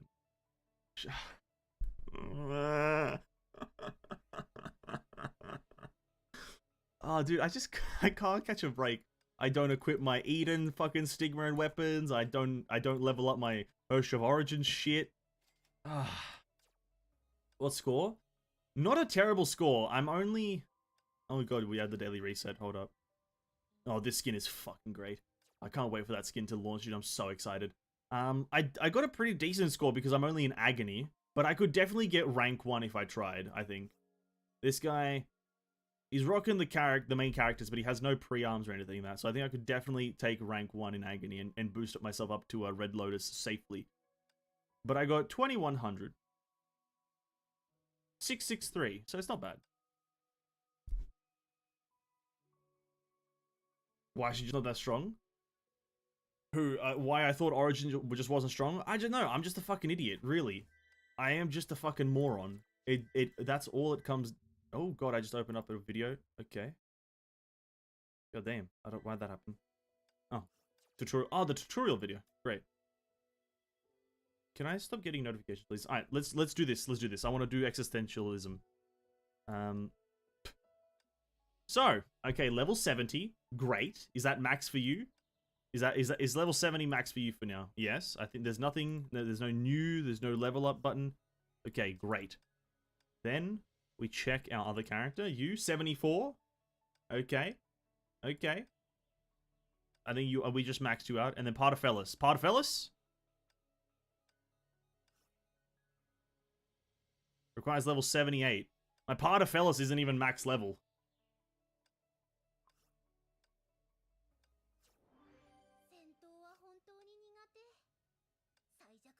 We didn't say that one, right? We didn't say that.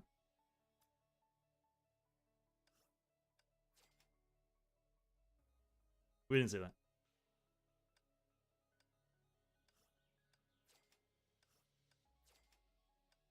Jesus Christ.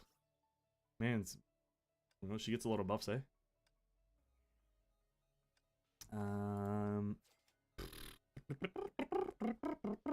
Alright, let's start it, eh? We're running Turgnev. Did I never increase Partis Fellow? What do you mean? My part of Fellows has always been level 80. What are you talking about? What are you talking about? My part of Fellows has always been level 80. I have no idea what you're on about. No idea. She's always been 80, dude. Always maxed out.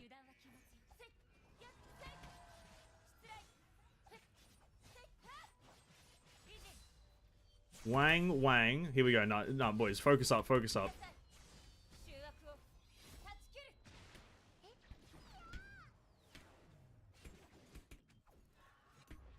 What?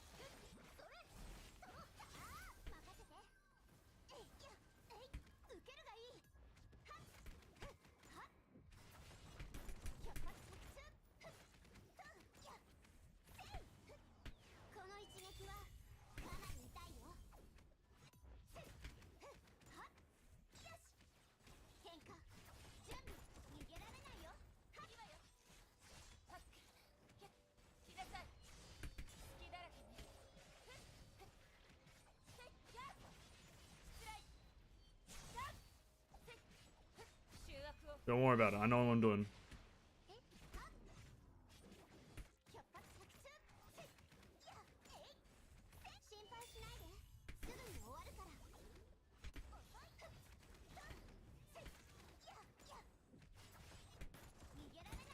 Ah! I pressed the wrong button.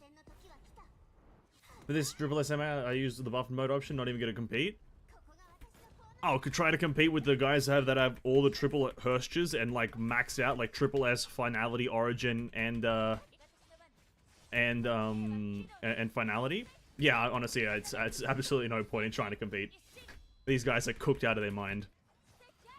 These guys are cooked out of their mind. Absolutely no chance. That took me what, like.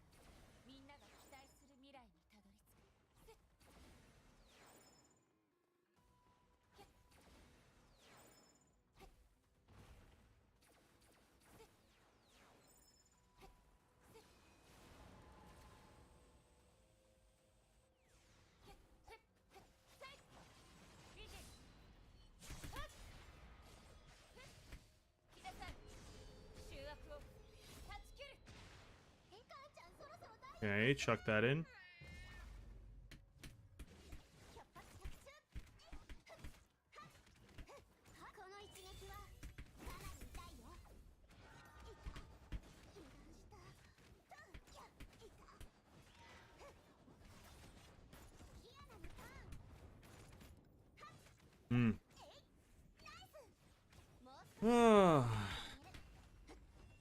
I'm just not built for this. I don't know what I'm doing. I barely know the combo as it is.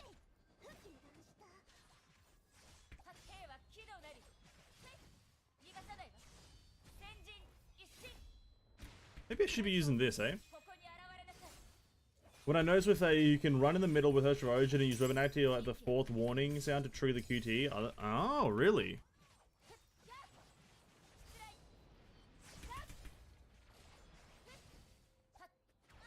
Oh. Oh, well, that's loud, right. I was about to say that's loud.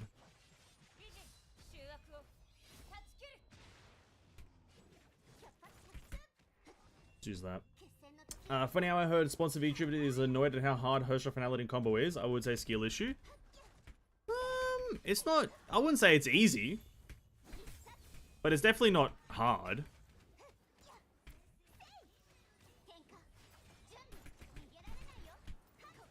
Like, it's far from easy, but it's also far from hard. It's like the most in the middle thing, because it's all, like, Kiana's damage phase is probably the easiest thing to do. But I think the buffing phase is the part that's hard, because you just kind of have to know what you're doing. I guess that's every character. The buffing phase is like the hardest part, right?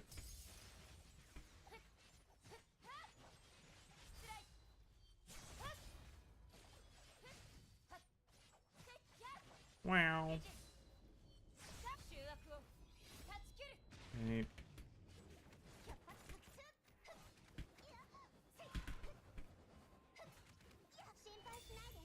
Shimpai Shinaide.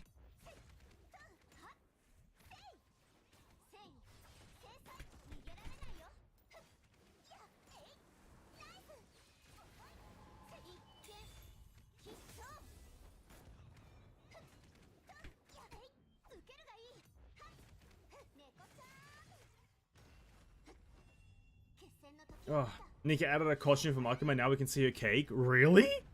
Wait, are you serious? Wait, are you serious, Lateral? Oh my god. Nikkei got us a victory, knows how to deliver. Now we can take a look at Makima's big old cake, eh? Oh my days. Oh, dude, I've always wanted that.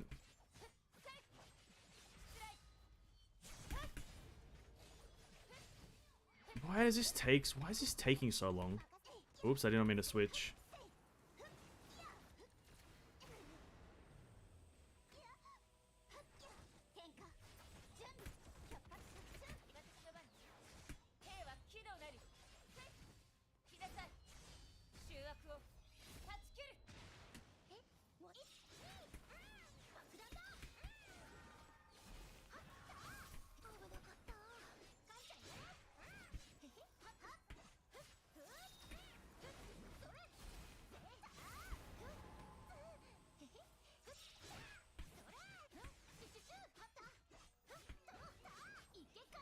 That's fine.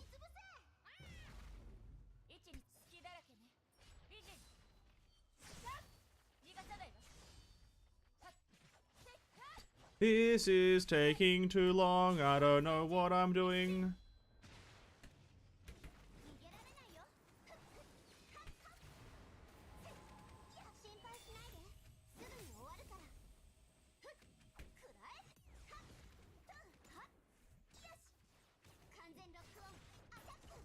I don't fucking know. I'm just gonna skip. You still playing Nikkei? No. Like, I came back from the Chainsaw Man update, but no. But I kind of like it. It's just I think the game hit peak really with the story for the most part at around chapter 15.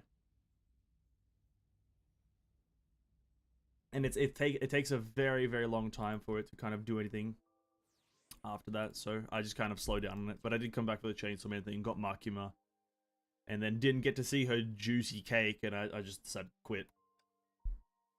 Buffed bottom? Yeah, I know. You can turn on buffed. What does it do again? It's like a 10%, a 30% increase, or 20% increase every so often.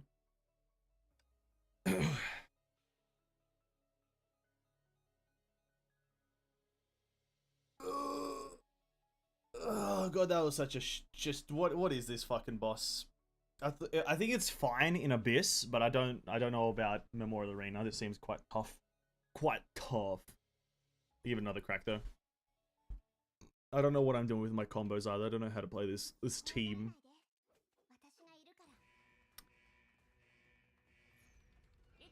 I do commend Nikkei of Goddess of Victory for being the first game to do a Chainsaw Man collab, because right now, I'm not seeing any Chainsaw Man collabs, even though there should be.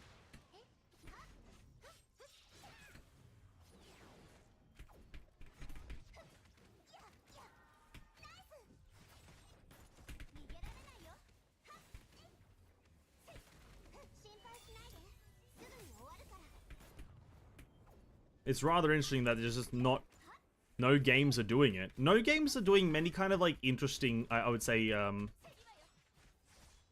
collaborations. And maybe that's a slight diss at some games, but I kind of wish there was more games that got different collabs instead of just VTuber collabs. Because like VTubers are great, but I'd love to see more collabs with other animes.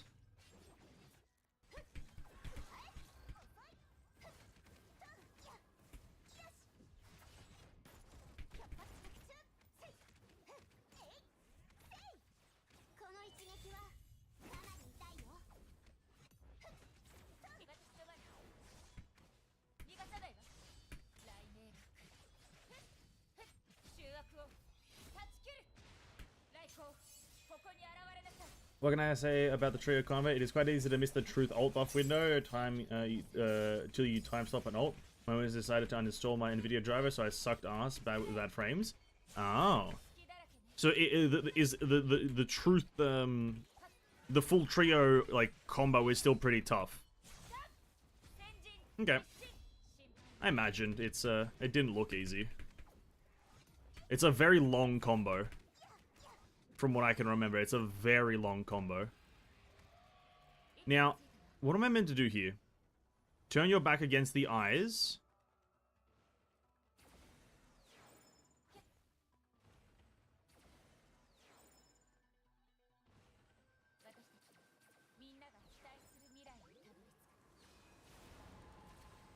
Uh-huh. That's what I meant to do? I hope so.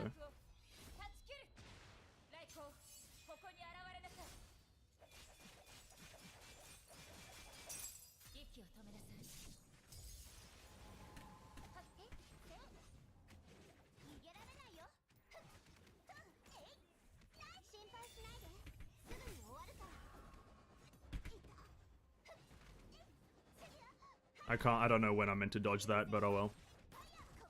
That's kind of tough to dodge.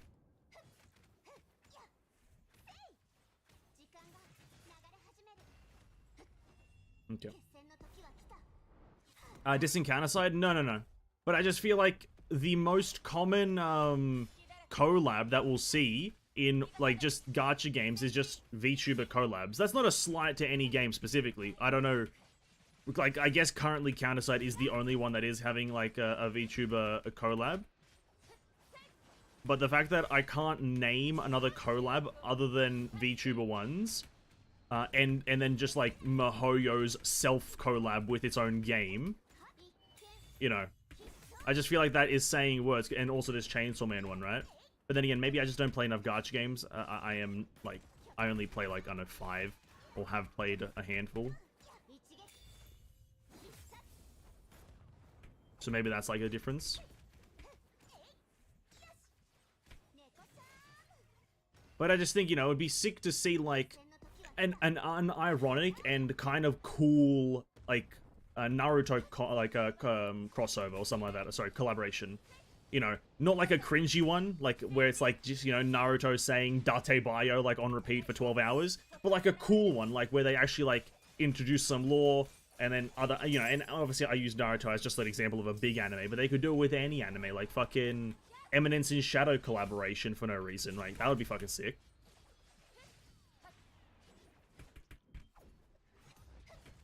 Just a collaboration between two medias that look cool.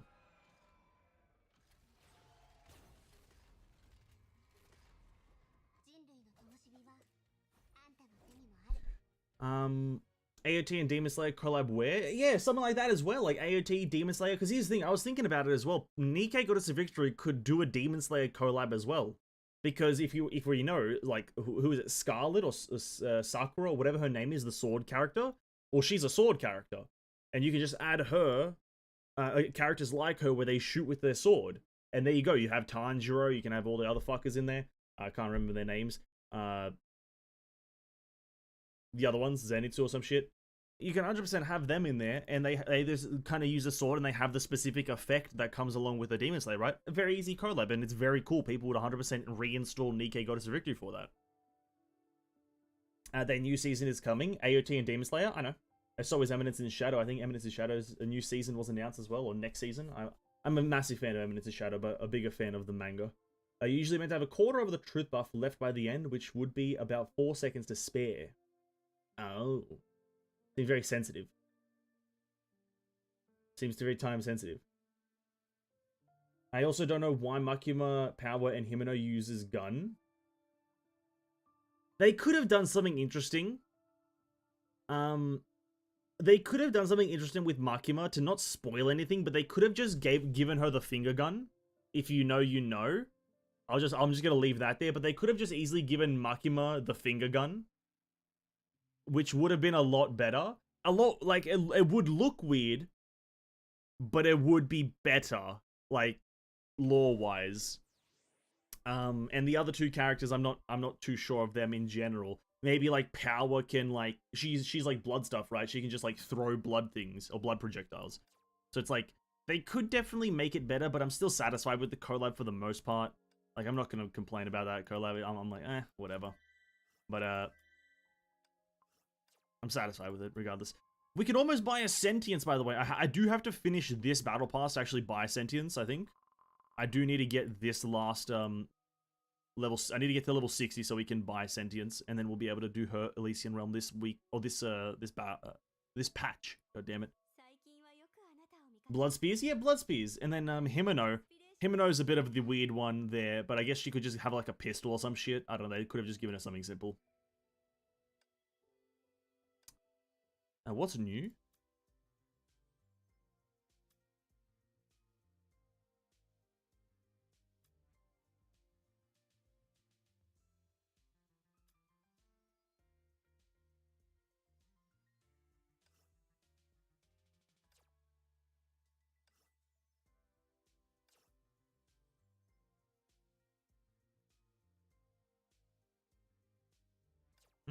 Okay.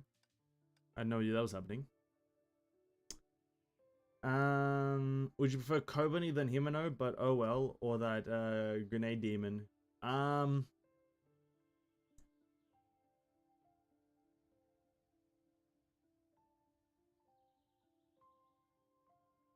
is definitely a weird choice.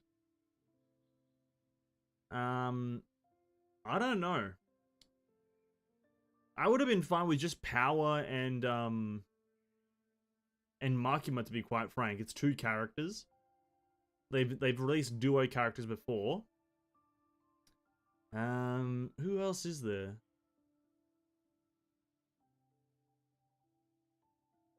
The thing is, I think if they release too many characters down too far down the line, they like delve into spoiler territory. Like, oh, who's this character? Because some characters haven't been necessarily introduced, right? Because I would have like they could easily add, who is it? Rezalicious, whatever the fuck her name is. They could have easily added her as well, something along those lines. So, you know, I'm fine with the characters that they chose, but just them in the actual game could be better.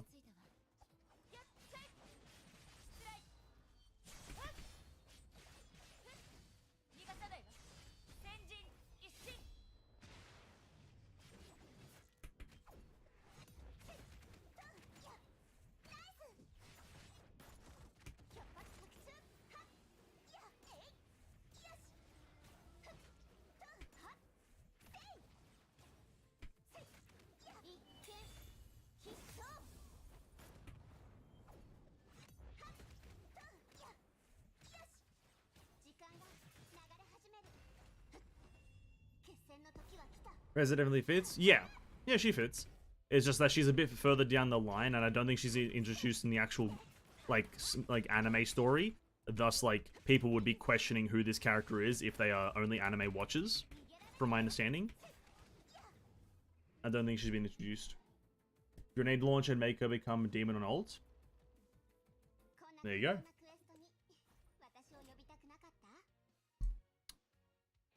But then again, I wouldn't be opposed to Nikke Goddess of Victory adding limited time male characters. Because here's the thing, the reason they made Makima, Power, and Himeno like dog shit units, like, dog shit is obviously an exaggeration, but they are not good units, right? They are far from great. I think the reason they did that is because these characters are going to be mostly limited time. So I wouldn't have been opposed to them adding, like, Denji, like, as Chainsaw Man, and he just, like, I know, he does, like, he, like, slashes out projectiles or some shit. I would not be opposed to that.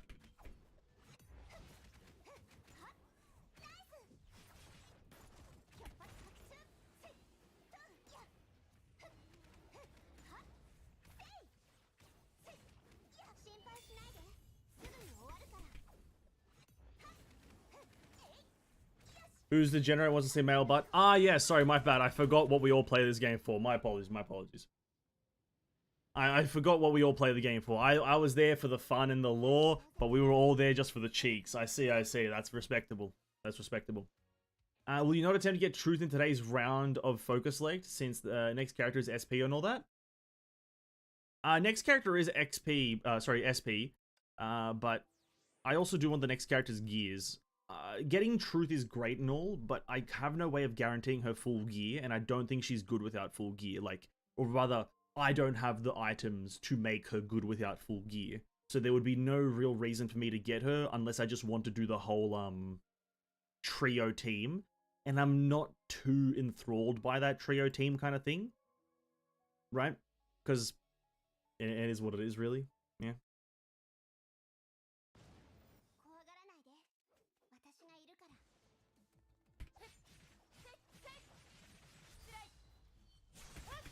You want the next character's gear? Yeah, like, well, the next character, again, actually, I guess it's because it's only next patch, I don't mind, like, there's no problem with talking about it. The next character is physical, and so I do have no physical, right? I have 0 physical stuff on this account, so getting some semblance of a physical anything would be very useful for my account. So I wouldn't mind getting her, and from my understanding, she's a DPS. She's an SP DPS, from my understanding, which is... I could do with that, really, to be quite frank with you. I could do with it. And so, yeah, I probably will want to get her, just for a bit of count consistency and being able to, like, do anything on physical weeks, right? Because obviously she's not going to be incredible, but she's going to be pretty decent for the most part. And so might as well try to get her working and functional, instead of just funneling into this pure elemental team and continue to struggle on physical week. Because I struggle on anything physical. Like, I can't do the universal mirage on physical weeks. Oh, sorry, on the physical stages. I have no character that can do it. Thus, I can't farm Alicia G4s, right? So getting a physical DPS that could maybe do something would be very useful.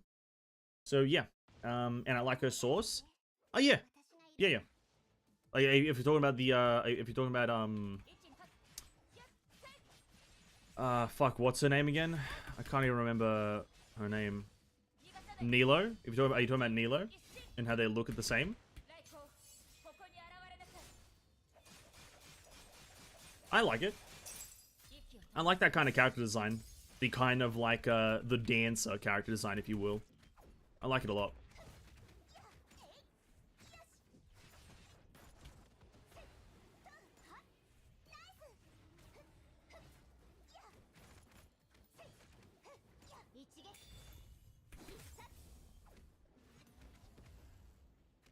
Ah!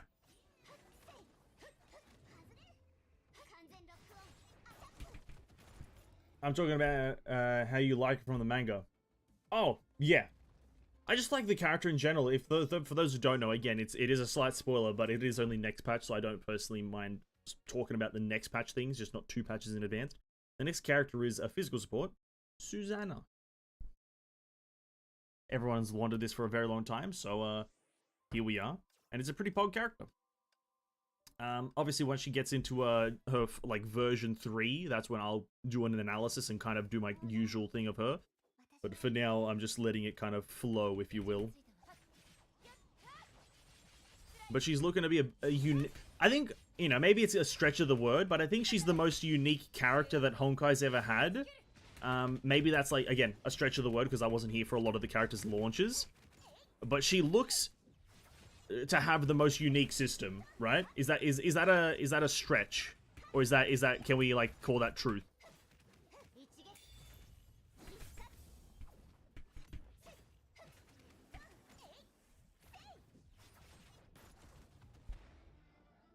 Would expect 6.6 to be Afro patch, but who knows?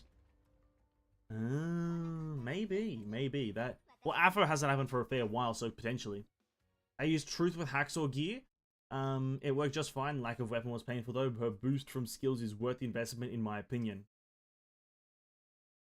Yeah, that's a fair point, Astru's Fury. Just for me, in my mind, I need a physical character, so I'm just gonna try to get the physical one. Not too bothered by Herrscher of Truth.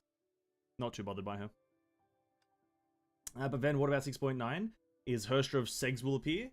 Well, what do you mean? We already have Herrscher of Segs. It's called Herrscher of Human Ego. What are you talking about? What are you talking about, dude? She's already here. Have you not seen the recent event art? What are you talking about? I have no idea what you're on about. She's been here the whole time. The whole time. Absolutely here from the get-go. Been here with us this whole journey. Let me quickly get these things done. And then we're going to do some of that event. We're actually going to do some of the chibi event really quickly. Alright, thank you for that. Memorial Arena can't be done, and I'll do... Yep. I have a lot of it to do, and a lot of stuff to get. I did get the Rosemary skin, which I may equip, right? Maybe I should equip that right now? Can I do this? This gives me gems, right? I haven't been able to do these gem things recently. No suitable Valkyries. How the fuck do I have, like, almost all the Valkyries in the game, yet I have no suitable Valkyries for this bullshit? I'm getting scammed out of gems. This is absolute bullshit. Oops, kind of down. I haven't been enjoying the event, and honestly, my favorite character, unsurprisingly, is Alicia. I do like Alicia's gameplay. But some of the newer characters, the later characters that you get in the story, some of them are a hit or a miss, right? Like, Vilvi is a very good character. Very good character. Sealy, not so much. Maybe that's a hot take, but I honestly, when I played Sealy for the trial, wasn't vibing with it. I wasn't vibing with Sealy. Not a whole lot of stuff going on with the character, in my opinion. I don't know why. Maybe it's just me, and maybe I just didn't play it long enough. But I prefer Alicia, Vilvi, Mei, Senti, Haxel Bunny. I think those are my two favorites. She can just freeze the enemy, just keep flinching them. Oh yeah, Pardo can do that. She's got the flamethrower, right? She's got the continuous flamethrower, which is very strong. The thing that I haven't done is this thingy. I have not done the moving up at all, and I've got a lot of rewards to claim. I got a lot of rewards to claim, so we are gonna like just grind the fuck out of this for the next hour or so. After we do our boss, I think I'm gonna just grind this out with Alicia, right? Alicia and you. Yeah, should be fun. I'd very much like to see the Captain verse be expanded upon, and I could see that being done. So many of the seedlings for it to have been placed.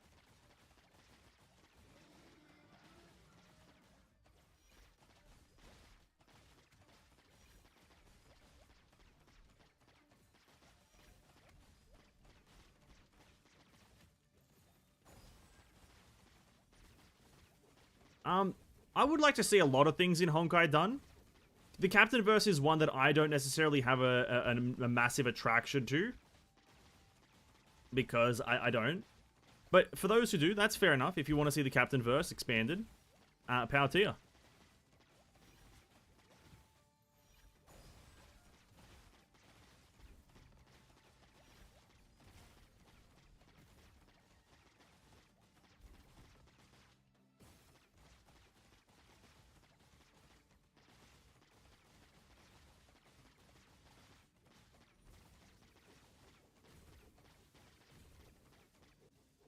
Not bad damage. Don't have 3-star on our bow yet, so we can't really do much with that. But we still got max score, that's pretty cool. Probably after 3 first, then Captain verse. Potentially. Again, I have no affiliation or attraction to the Captain verse, but I'm not opposed to it appearing. Definitely not opposed to it appearing. Let us actually just start doing this moving on up stuff, just so I can actually get the rolls to get my 3-star weapons, because I don't have that stuff yet. So this goes all the way up to 20. Oh, I think I have to use very specific characters for this, no? Is that true? Yeah, I have to use specific characters. Would I have enough resources to get that lady up? I don't know. Let's get Kevin up. It increases attack speed by 30%. Power reroll. Actually, let's reroll all of them. Advanced reroll. Sure, we'll take that. Take that, and then... Sure, it's good enough. Good enough to get through this.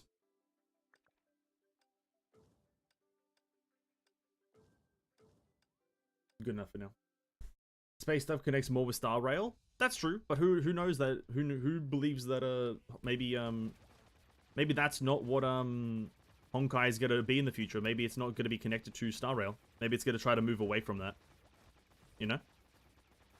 I have an inkling of an idea that it might try to move away from it and be like a different kind of thing. Who knows? Until obviously Afro comes in, and then maybe it'll be the same. Who knows? Probably leading to the Alien Mango, which then leads to the Star Rail story, which would just be about to launch by then. Now I think HSR is going to launch tonight. I don't know if you guys know this. I got insider leaks from Darway himself. Honkai Impact, or Star Rail, sorry, is launching tonight. If you haven't preloaded it, you will never be able to play it.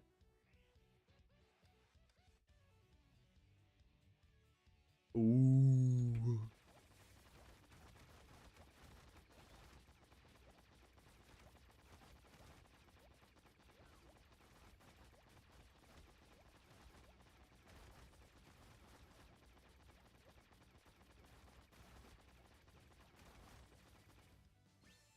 I know the story won't go with Star Rail, but Afro 3 would be needed for the connection bridge.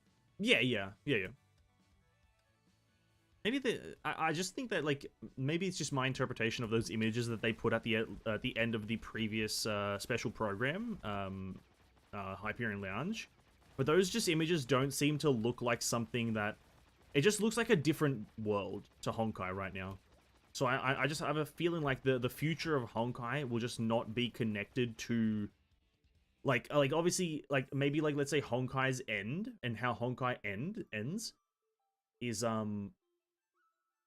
that's the transition to the Star Rail, but then Honkai continues and it's a completely different game and story, right? What images? They were the kind of, like, snippet of, like, the reimagination of the game and the remaking of the game, because it's like the two voice actors or whatever were like, what was it? They were talking about it and they were like, yeah, the game is getting upgraded in terms of technology and whatnot. And then they put up a few, like, concept arts of, like, zones or something like that, or, like, the general themes. And it just looked like a completely different world to Honkai. Honkai's a bit more, like, set in the modern world, just with technology, whilst that looked like a bit more of a fantasy kind of, like, fan fiction world. So I think, just from those looks there, I think that's potential. That's potentially what's going to happen. But that is all just speculation. Won't connect to HSI will go its own way. Yeah.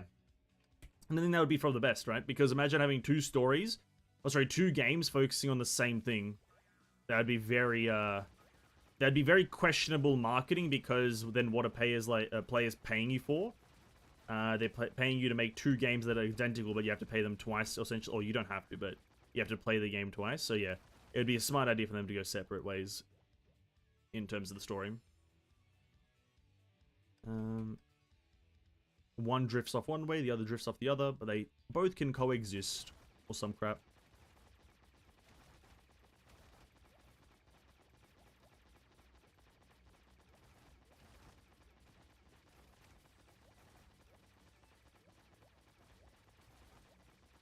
God damn, my movement is impeccable. Ultimate damage. I think it's counted as ultimate damage when I go into ultimate mode.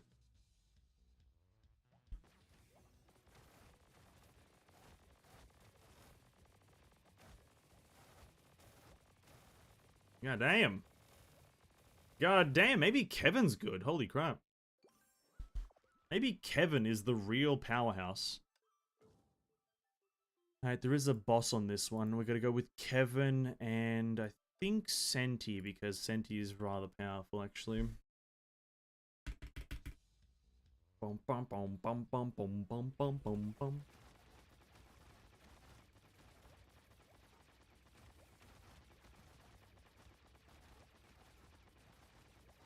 Dude, maybe Kevin is the way to go. Holy crap, I'm acing these fools. Not really trying either. I mean, maybe this is how a good built part of Ellis is. Because her aiming is, I think, a little bit more accurate than Kevin's, because she doesn't have bullets, but she just has a beam. A beam.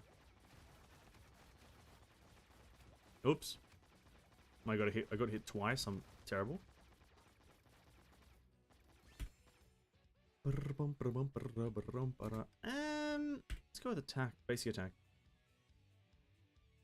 Who knows, you know, I don't want to be that guy who says it, but maybe Star Rail, not Star Rail, maybe Honkai will form a connection with Genshin Impact. Maybe the early theories of how the two worlds are connected will come to fruition in Honkai's next journey. Maybe it'll be the story of how that happened. Ooh. Ooh. That's about that one, huh? What a twist that would be, eh? What a twist of the story. Like, the leak for it, or the teaser for it is Ether's voice actor, like, saying some fucking weird line or something. And then it pans to black, and it says... I don't know what the fuck it would say, but it says something on the screen that's very ominous, or some shit.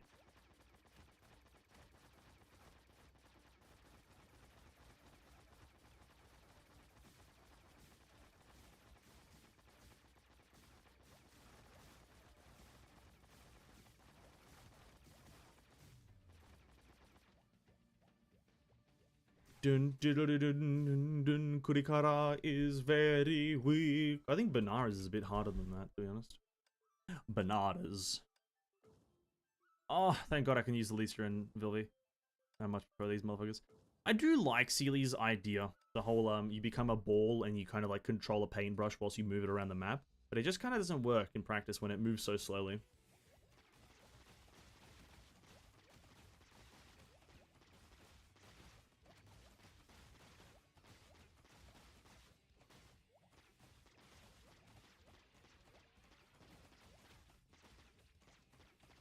Oh.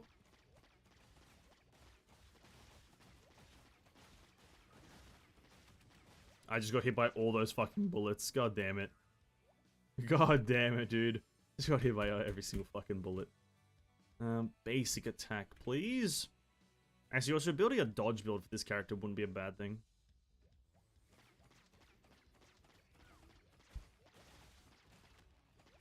Oh god. Oh, it's this fucking stage.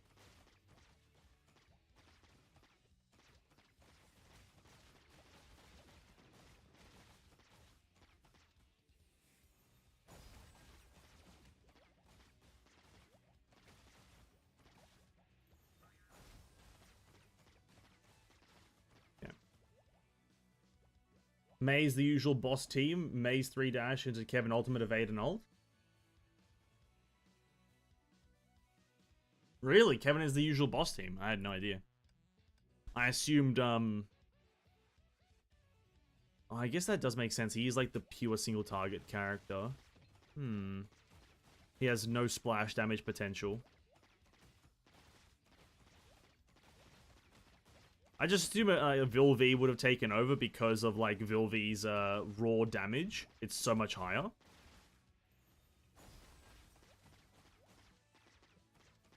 But I guess Kevin, like, I was hitting for like a few hundreds there, and if you can, that was with a pretty shit Kevin build. That was just him being max level. But I still prefer my Alicia.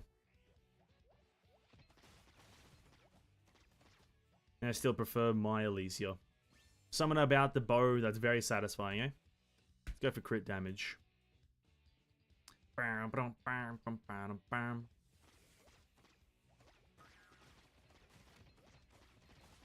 Bro, I hate these grenade lobbing guys. They are fucking cringe.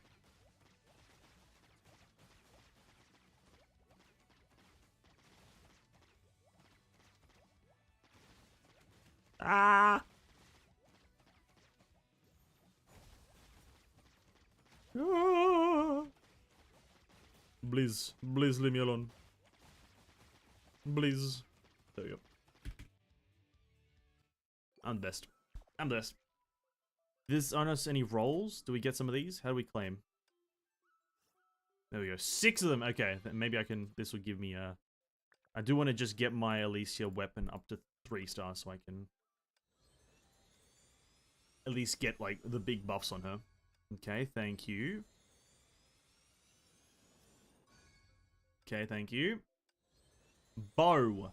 Bow. Bow. Bow. Give me the bow. Thank you. Is that, I think, maybe 6 tickets is the last I need, right? Ah, there we go. We got all of them. Incredible. Alright, Alicia, where you at? You need to be min-maxed. Do I have a lot of tickets? I do.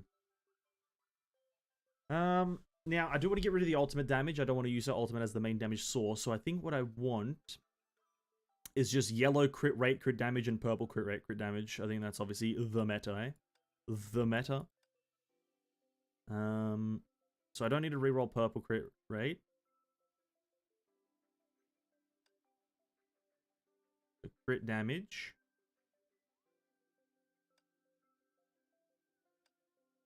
No.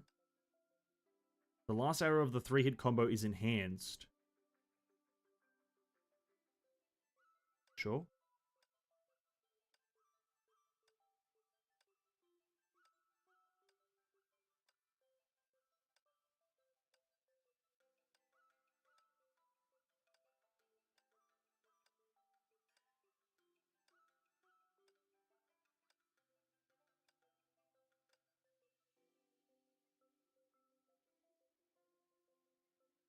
I want crit rate, though. Do you like to hang out in your server? What do you mean? I'm gonna take this, but then I'm just gonna still re-roll it just so I have at least a good backup. What do you mean, do I like to hang out in my server? Oops, no, that.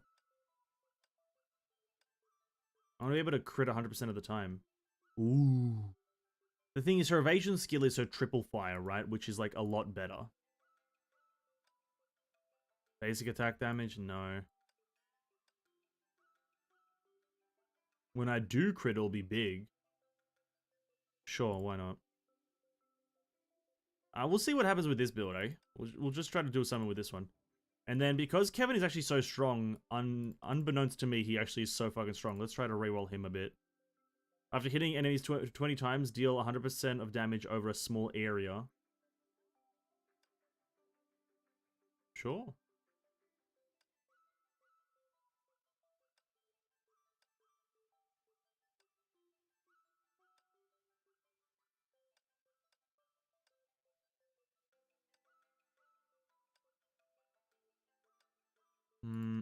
A lot.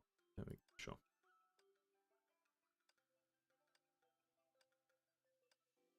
Legendary. Thank you. Kevin's done. Voice call? No, I don't really do that. I kind of just go to bed after I end stream, really. I either go to bed or just sit down and edit a video or something like that. And then, I wake up, like, very late in the day. So not really. Voice trail. We got how many more to do? Fuck, we've only done 5? Oh, there's so many to do. And I do want to get, like, a max level overall ranking to be announced. What? We've also got the other difficulty, right? Which is the, oh, whoops. The view from above, which is the character-specific one, which I do want to also do. Mainly for Alicia. What do you get from it? Oh, it's just them against a boss? Let's give that a crack, actually. Just Alicia, though. Not my favorite boss, but we'll see.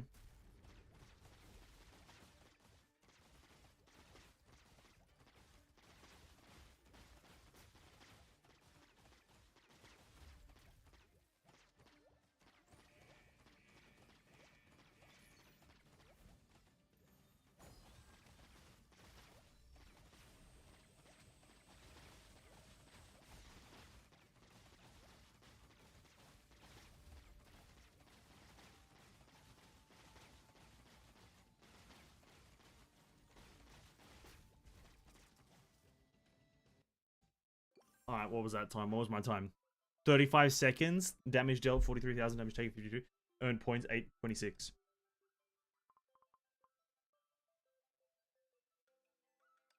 Oh, now I'm in the overall rankings. Okay. 826. Oh my god, that guy did 877. Oh, you know what, though? He probably didn't miss his ultimate. I missed my ultimate. Oh, I could do so much better if I didn't miss my ultimate. Hold up, we're retrying that. No, I could do so much better. 100%.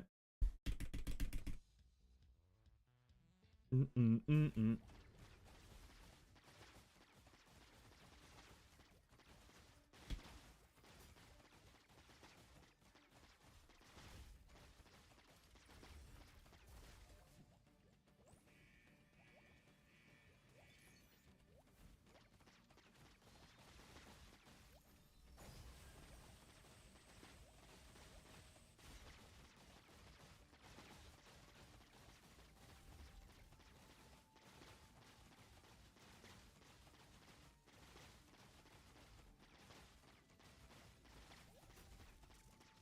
No. 811. No, that's terrible. Okay, the ultimate, her ultimate just sucks. It's 877, dude. What the fuck do you do? Is it just all maybe focusing on his evasion damage? Maybe he has the maybe he's just better than me, eh? Maybe it's that's the real truth of it. Maybe he's just better. You know, he's just built different. Their special affix is usually great. What do you mean? You can get a special affix? Oh, you mean like the character specific affix that gives him like an enhancement? Yeah, I got the Alicia one. I guess I just suck. I think that's it's probably just a skill issue. It's just a me issue and a skill issue.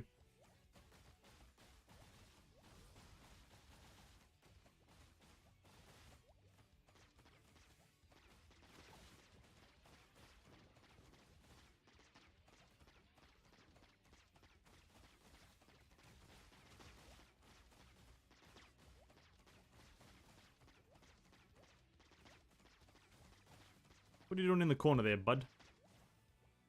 I do... Alicia's one thing... Ultimate. One thing about Alicia, though, is that she doesn't have her dodge if she has her other ultimate thing up.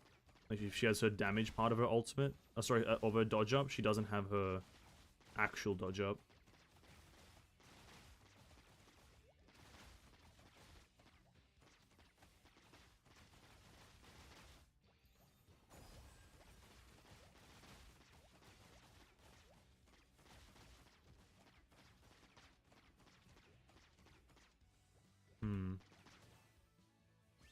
Sometimes there are cheaters on this game, just so you know.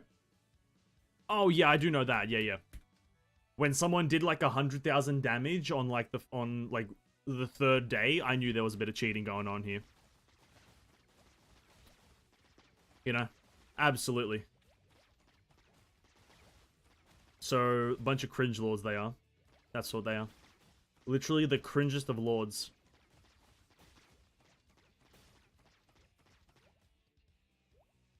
God damn it! It's very easy to spot them sometimes though, because you'll see the general damage. You'll see the general damage be like, you know, so rank 10 will be 10,000, rank 9 will be like 11,000, and so on and so forth, and it will gradually increase. And then rank 1 and 2 are like 5 million damage, and you're just sitting there like, something's not quite right here. Something's not right. I usually saw basic Kiana rank 2 on the Abyss or full DPS teams. Unfortunate. Herrscher should crack down on cheaters. This is a family-friendly game, and there's cheating going on? My days. Herrscher needs to crack down on these hooligans.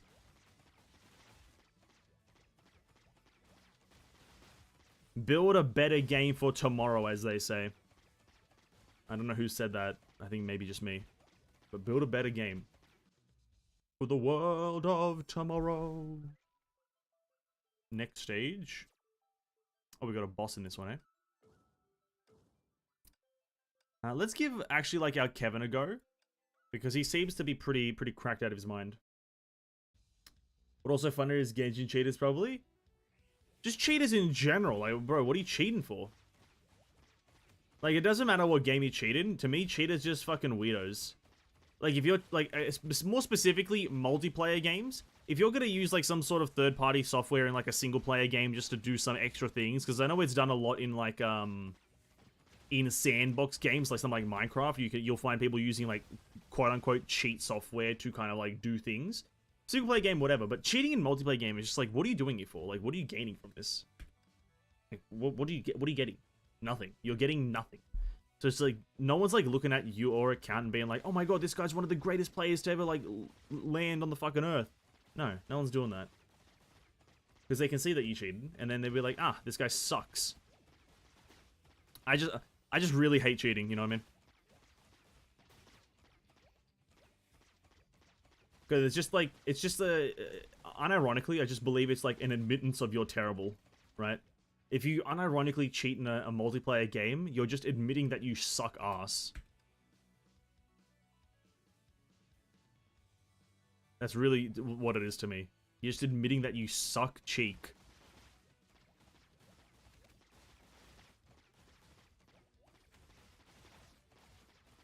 I just tried to use my elf in this fucking game mode.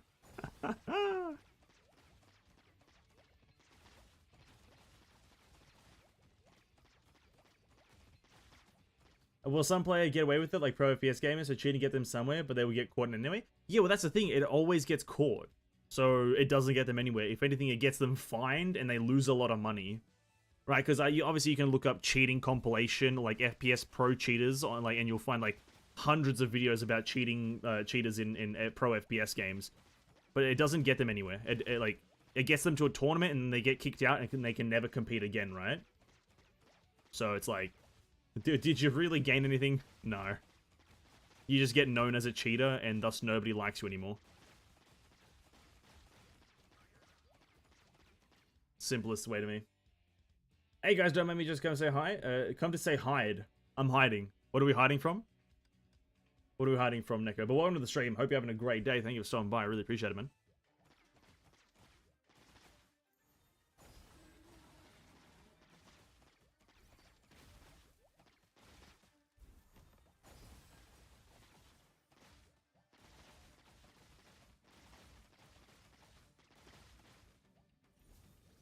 No, my ultimate, man.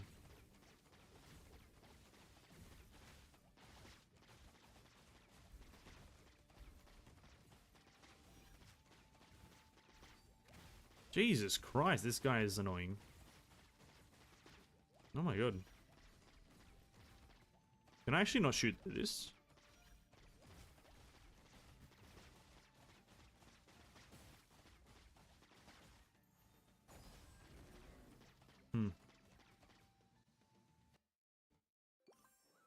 High, huh? I don't know, are you?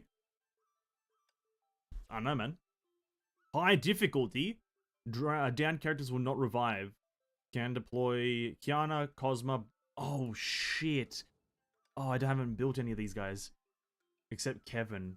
I maybe want to try Cosma. You can kind of do like a cool ultimate build with Cosma. I think it can be kind of interesting. Okay, I need to really quickly run the ticket stages so I can get some more resources. This opens in 4 hours. Oh, fair enough. Can I swap these two around? No. Okay. I want to try building a Cosma.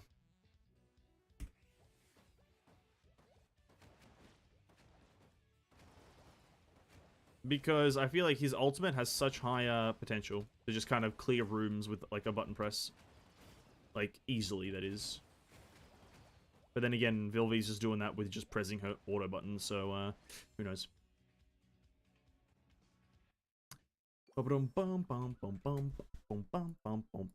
Go again.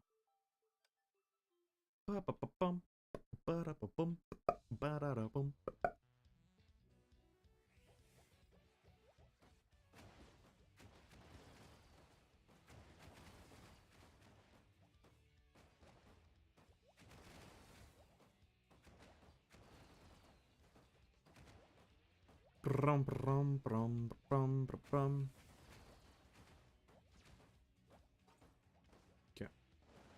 I won't be able to do all of the runs today, so we may come back another day and do all these. Because I want to get a score on all the characters to see just how good I am. So, which one do we need to complete our moving up thingy? It was Kiana, Kevin, Cosma, or Bronya. I want to try the Cosma. We'll try leveling him up. Unleash the weapon of full power. Charged attack is laser is enhanced and its range is increased. Its damage is increased by 25 and laser does not weaken over distance. Oh, incredible. That's incredible, actually. Because a big problem with Cosmo is that his laser weakens over a fucking distance, and that's crazy. While charging, gain 30% total damage reduction. Okay, that's fine. And what was this one? Ultimate resets evasion skill. Yeah, you can have a pretty nasty combo. Okay.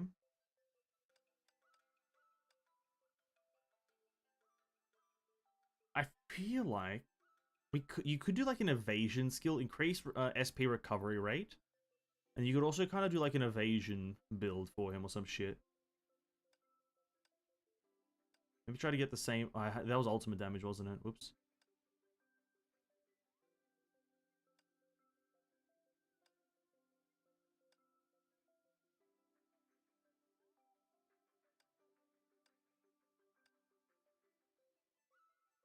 That's a Cosmo specific, is increase attack by 35%? Or is that just like legendary rarity or some shit? What rarity is that? Of orange grade. Fair enough. Okay, we'll give it a go. Hopefully Cosmo doesn't disappoint.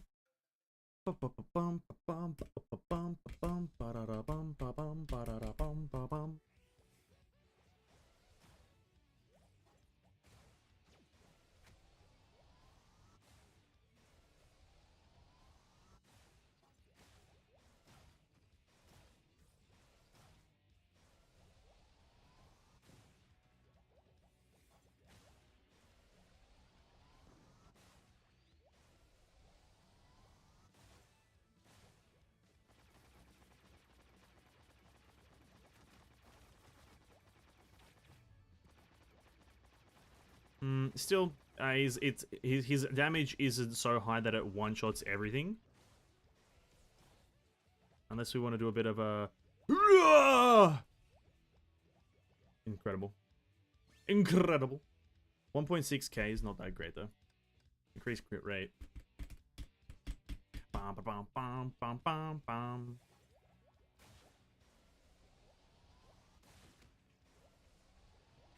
Maybe his whole concept is just buff. Like, don't focus on crit rate or crit damage because you're not hitting that frequently that it matters. So just go for insanely like large single hit regardless of crit. So you'd go for basic attack.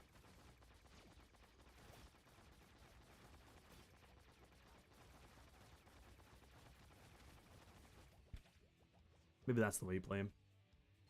And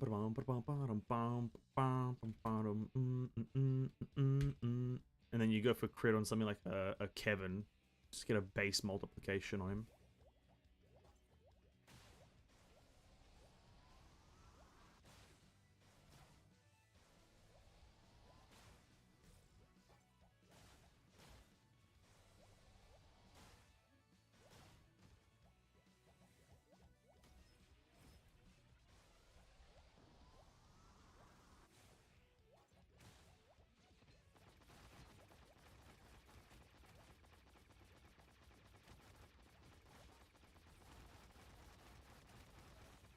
Jeez, Kevin. I thought you were buffed, man.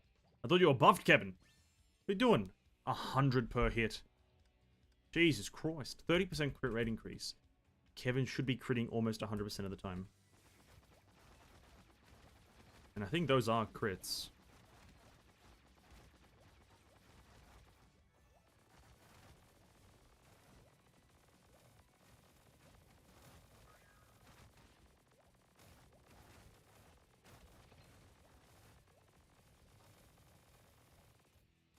Okay. Yeah, Cosmo was a mistake. Should have just done Bronya. Should have just done Bronya. Oh, I got no max character for this. Who has the... Okay, what is this? Within 5 casting ultimate skill, or skills... Or skills? What's her skill? Dodge? No, what the fuck's her skill? Oh, evasion skill. Oh, that's not bad. You can kind of... What, plus 30. You know, just to make it a bit interesting, we'll play a melee character because I haven't done a melee at all today.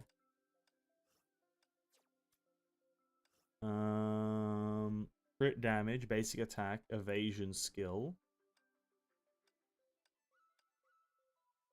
Dun, dun, dun, dun, dun, dun,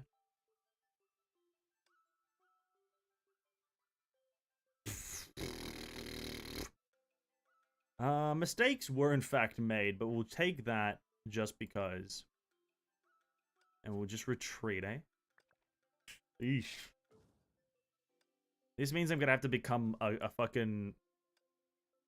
A platforming master if I'm gonna play a full melee build with a shit side character.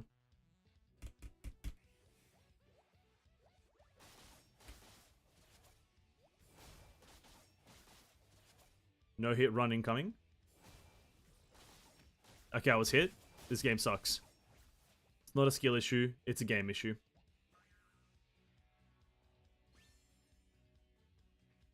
Why do they have to use that guy? Ugh, reduce evasion cooldown because that's what I'm doing. Evasion cooldowning.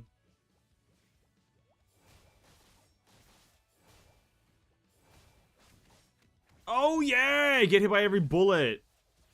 Fuck! Okay, just melee wasn't made for this game.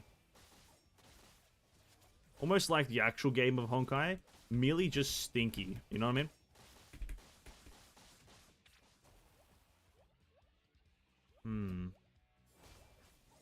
Melee just stinky poopy. Well, then again. Yeah, you know what? I do agree with that. I think melee sucks in this game. I've noticed that ever since using Finality and Origin. Fuck, it's annoying being a melee character opposed to, like, a ranged. Just infinitely better being a ranged. You don't get hit all the time. I'm not, like, miserable 90% of the time either. Well, at least, not more than usual.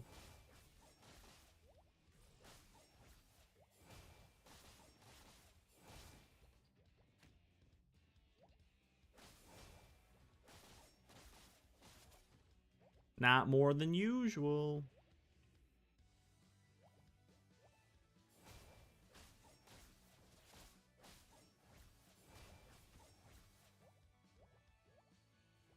Bum bum bum bum bum bum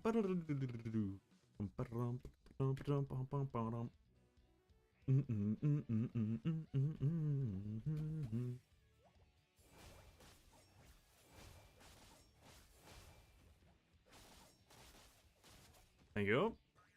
Jumpu! Chuck in one of those ones. I guess you kind of could maybe make an ultimate build with this character. I don't think it would be that good.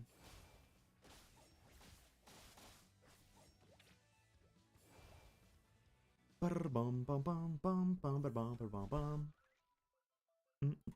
many more stages? 18, 19, and 20. We have all of our characters available to us. Thank you, Kevin and Alicia, please. Bang. Be a 3-star Mystic type, 10 pull. Eligma? Oh, is that a new type of character, Eligma? Okay, that's interesting. The buy character fragments are the rest, so they also free from web login. How kind of them. Nice. So what, a bunch of free stuffs for Blue Archive, eh? That's quite generous of them. That's suspicious. Let's go crit damage, actually. Make our... When we crit, make it so we crit like there's no tomorrow, eh?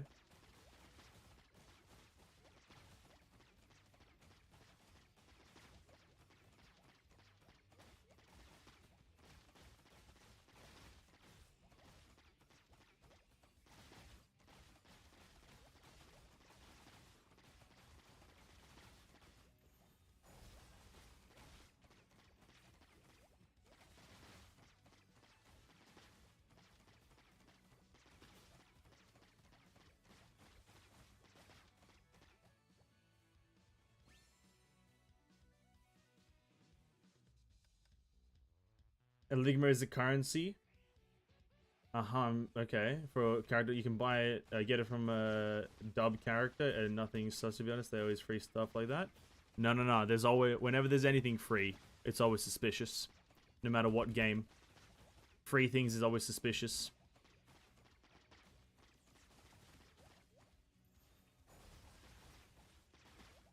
There's always a catch.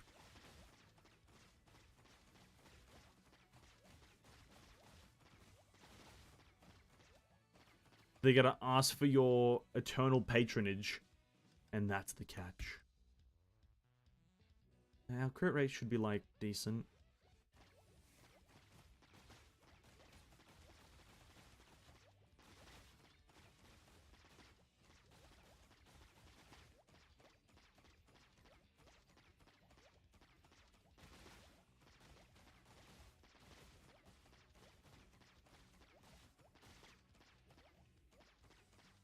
What do you mean they're free every version, though? That's what I mean. Gacha games are by nature suspicious. Why is it free? You know, why is it free? How are they making money if it's free? You know? You hear what I'm putting down here? Gacha games by nature are suspicious. If everyone was free, how would they make money?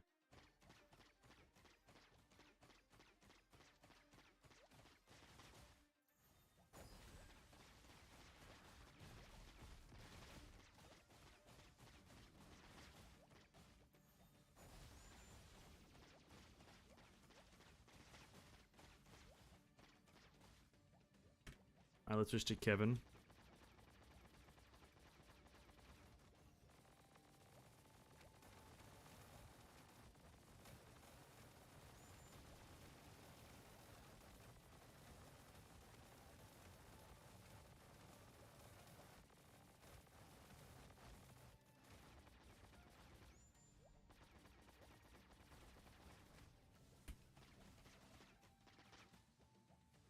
Incredible.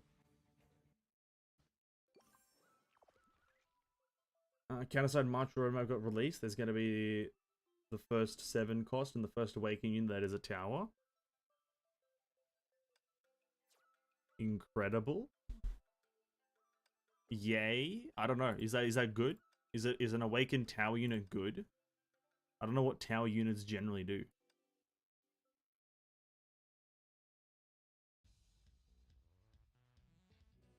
I just know that Sigma is very good.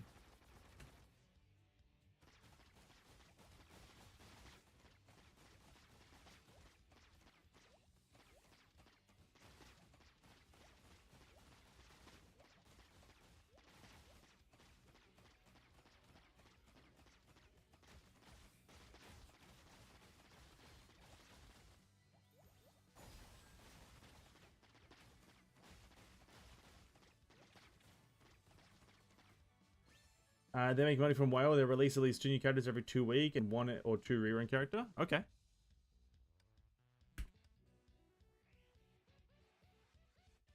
Okay.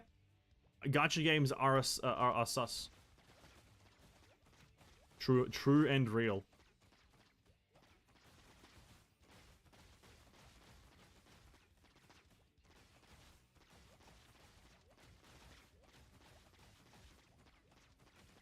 I said it, not taking it back.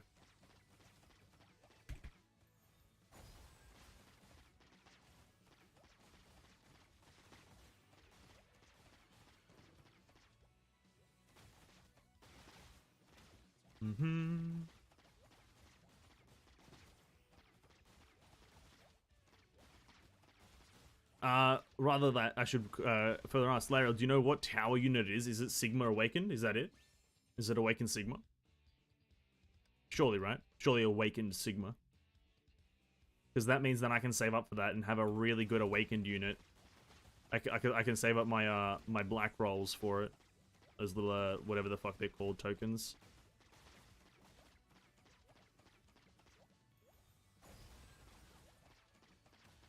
Oh shit, I fell on traps. What the fuck?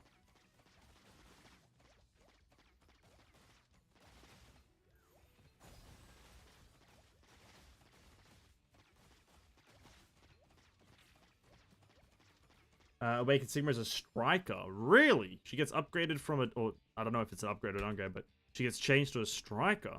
Okay, interesting. I didn't know that. Is this Is this awaken unit like a good one or like a bad one per se? Obviously they're awaken units, so they're very rarely going to be bad. But you know what I mean, right? Is it worth getting this one, or is this like a kind of like a up and down?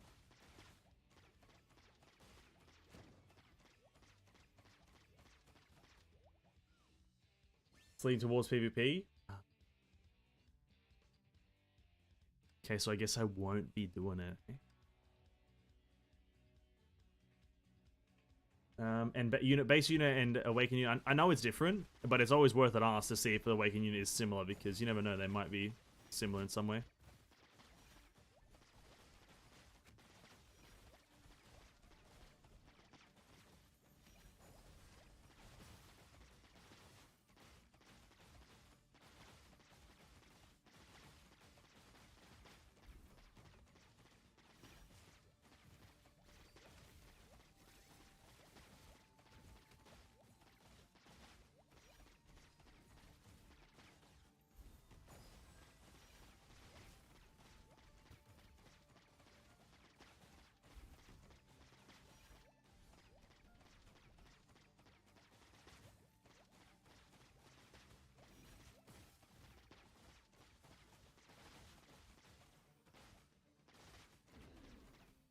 Whew.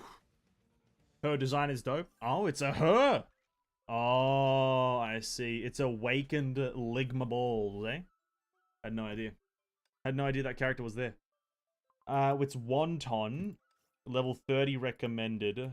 Okay, I'm probably gonna have to really try with this one. So in the hopes of actually winning, we're gonna try to run the same characters, but I'll be using Kevin for the most part, just to so at least you can survive. Actually, no, I'll probably try to switch a bit more often.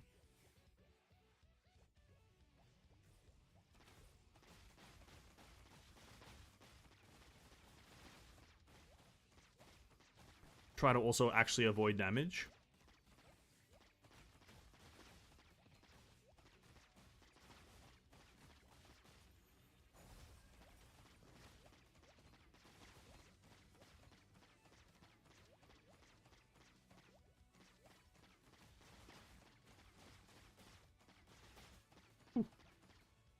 I guess I'll have to wait and see. So that's coming in March, is it? In the next patch?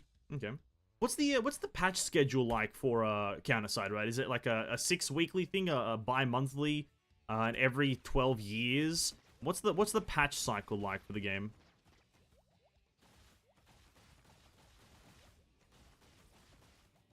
Because I haven't been here, like right now is the only time this current patch I've only been here for the start of it, so I haven't experienced the beginning and ending of a patch. I've only experienced the ending and well, I haven't experienced a full beginning to end. I've just experienced the end and the start, not the in between. God, that took a bit too long to get out.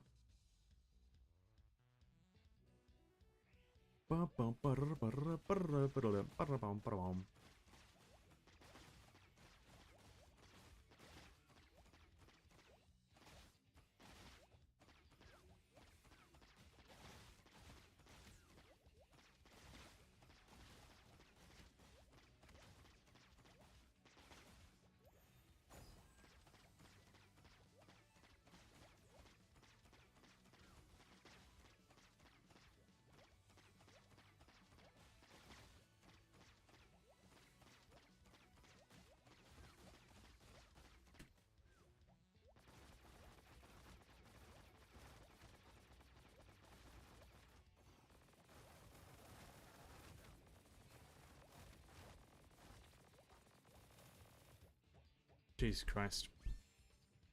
Jesus Christ. Evasion skill damage, gonna help Alicia.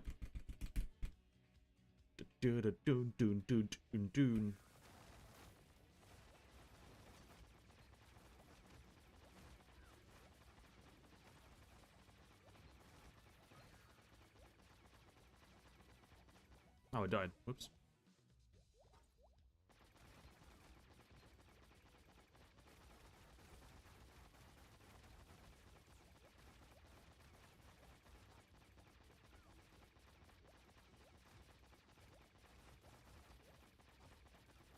Well, bam.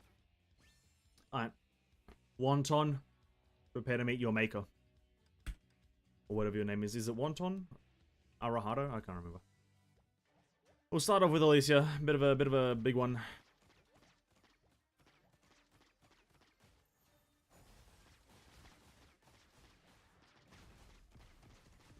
I have no idea what you're meant to dodge there, but whatever.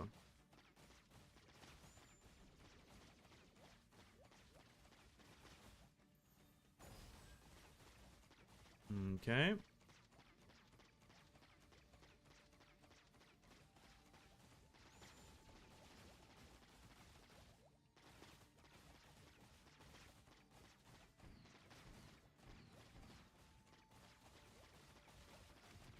Incredible dodging capabilities. Incredible.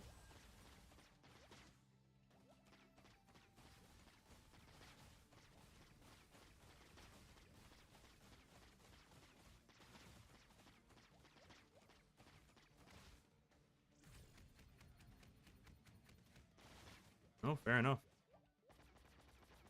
I didn't know that was a grab. I thought that was just a smack. Damn. Fucking Dark Souls boss. A goddamn Dark Souls boss out. He has a grab mechanic? What the fuck? Ooh. Okay, we get 9 of those. Puts our ranking overall at 5.6%. And we got a lot of things to be doing. So we need to do a lot of characters, eh? Who are the characters that I think I can probably get done pretty easily? Would I be able to get to the max 27,000? How many people are at 27,000? Actually, not a lot. So not a lot of people have the max. Interesting. I probably won't be able to do that, but we'll try regardless. Every 2 to 3 weeks, maybe? Really? That's quite frequent. That's quite frequent. Let's try to get a score on each character first. Each character that's at least level 30. That's quite a frequent patch period, but okay, that's fine.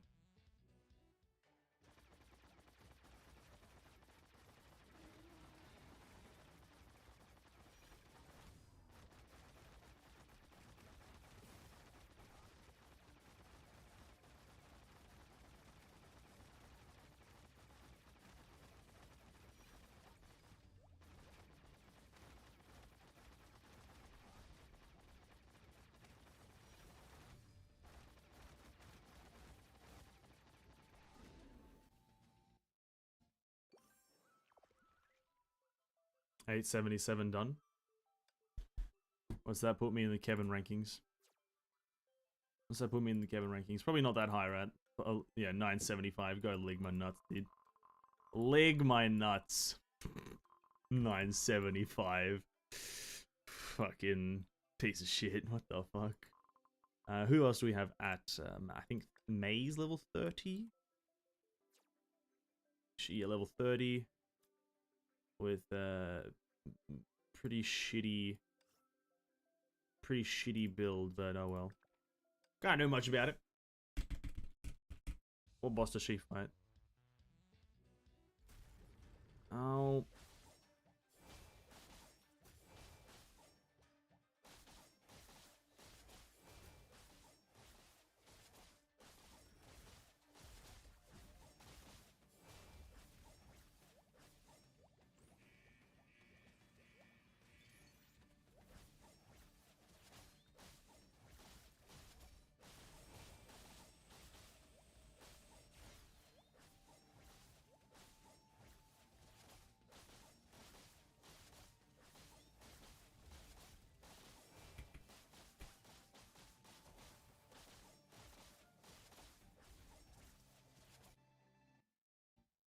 $793, sure, fair enough.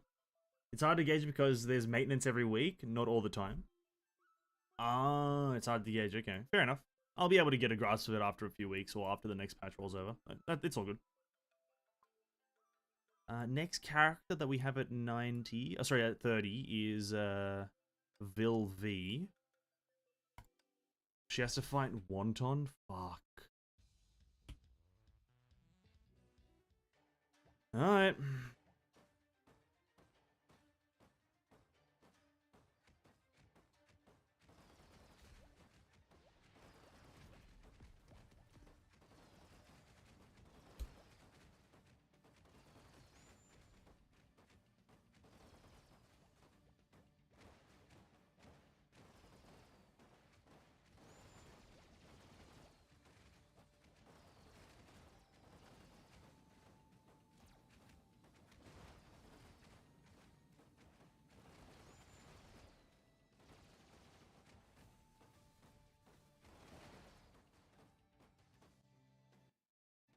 There you go. Thinking about uninstalling Genshin? Go for it. It's an okay account. I have 9 limited characters, 3 standards, Halo, and some 5 stars. I don't play much anymore. Nothing interesting at least. I have a lot of crown even though I don't play it. Uninstalled it. Go for it. No point playing or having a game installed if you're not going to play it. Absolutely waste of time or waste of space, really. So by all means, go ahead and uninstall it. I can actually at least get the characters up to max level and attempt all their runs, right? At least some of the ones that are already at level 20. Increase attack by 5 if it is disabled for 5 seconds after being hit. Interesting. Maybe I can do like just a standard roll on anything to just get some kind of damage boost. Get some sort of buff somewhere. It's not they're not great, but we'll redo them later on. And it's oh, it's fucking this guy, the boar.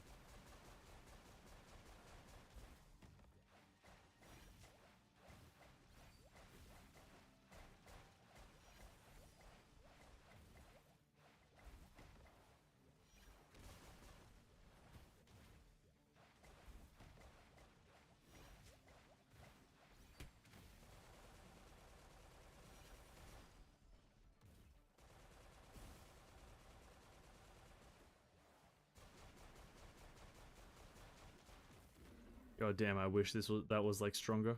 I obviously need to buff it, but god damn. 620. Man, not bad. Not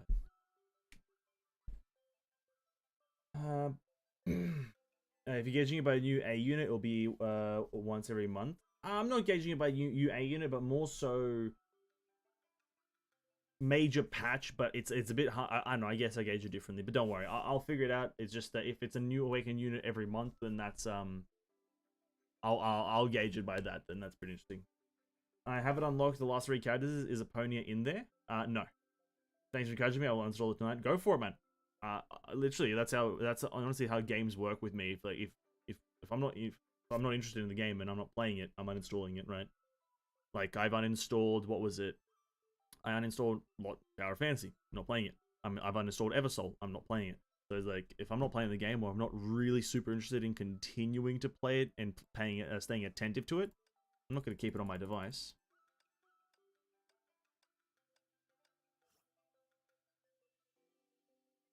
Enemies if I basically have to drop 3 scraps instead of 2.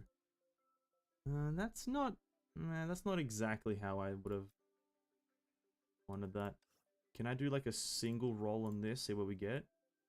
Ooh, terrible. But we'll take it. So we got crit rate, crit damage, ultimate damage. Not bad actually. Alright, this is the last character we'll be able to do.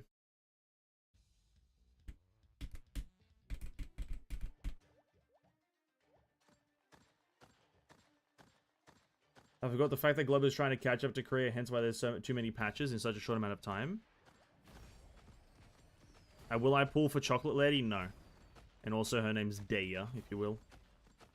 I will not be pulling for her. For no reason other than the fact that she doesn't interest me. Her kit is like irrelevant to my desire to pull for her. Wait, he grabs me there? Really? How the fuck does that grab work?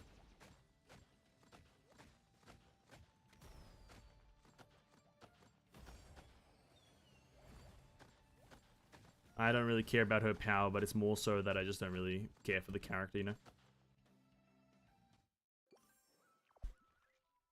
Just a me thing, though. I don't really, yeah. The character doesn't interest me. Like, she's a cool character. Like, don't get me wrong. She's badass. But badass can only carry you so much in a game where gameplay needs to be fun. You need to be an endearing character, which she is, to be quite frank. She is quite endearing. but you need a bit more.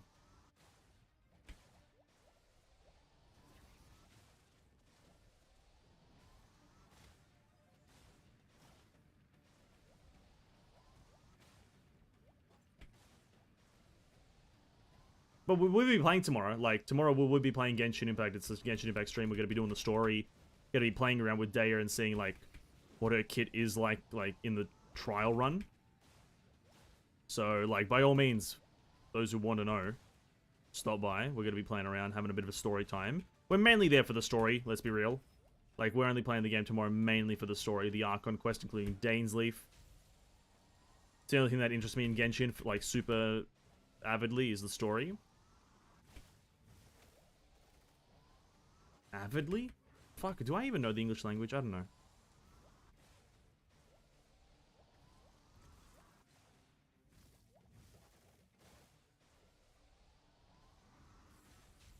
We haven't had a Genshin Impact stream in like a hot while. I think about 2 weeks almost.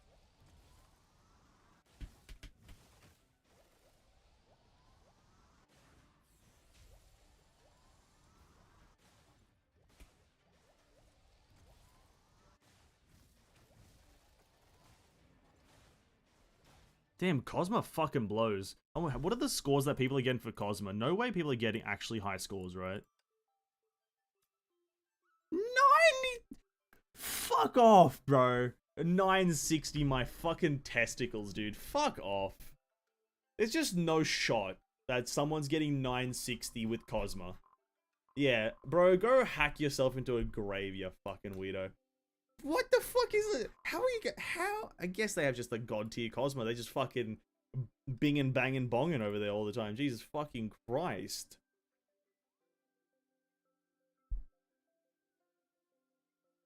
Jesus fucking Christ.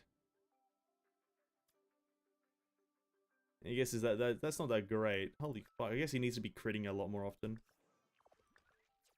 Oh my god. What, oh, this is the shop material, actually. True.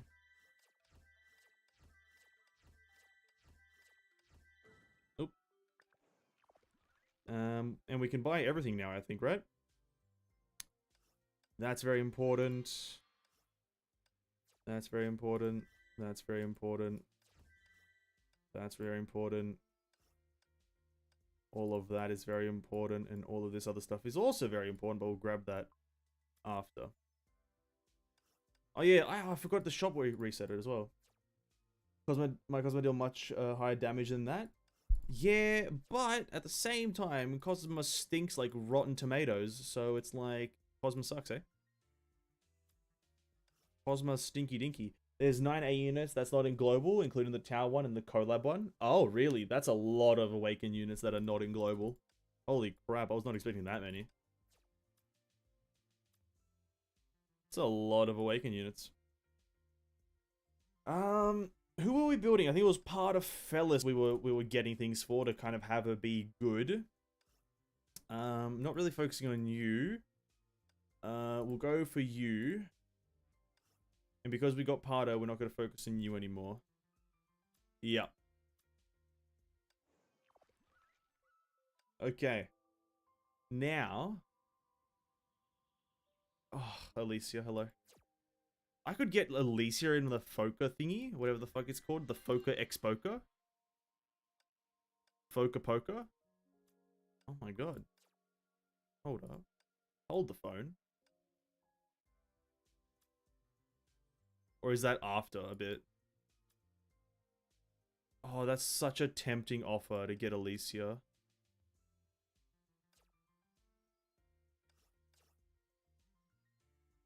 Oh, hello. The best. We all know that, right? We all know she's the best, right? Come on. Like, who...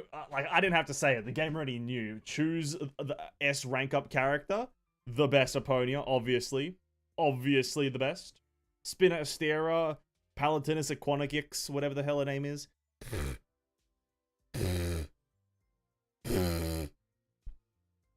Oh, so this expires in 6 hours. And so then does it change to another set of characters? Is that how it works? Is that how this Foca X Poker stuff works?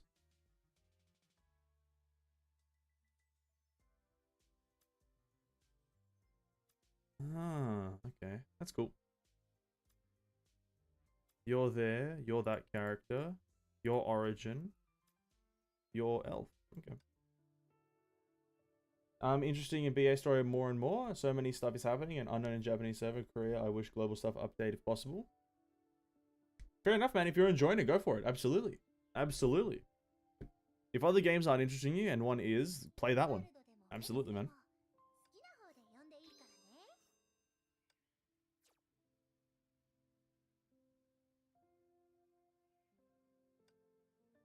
Is that everything I got? Yep.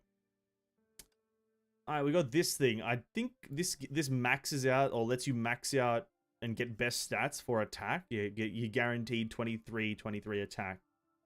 I think I wanted to use this on one of the new characters, right? I don't really care about using it on a pony, seeing as she has like a goated team. I could make her even stronger, but I think I was just thinking of putting it on this lady. But she has really good stuff as well. I used one of the purple ones here. She's got 17, 18. And this one is, again, 18, 16. And then this one is Lance and Greatsword Pistol. So it would be a massive bonus, or not a massive, but it would be a pretty chunky bonus here.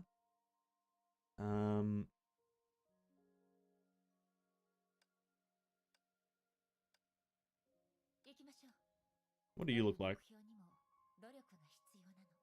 I want to put on you? Nah, probably not. We'll just go for the imaginary on that lady. I don't really care too much.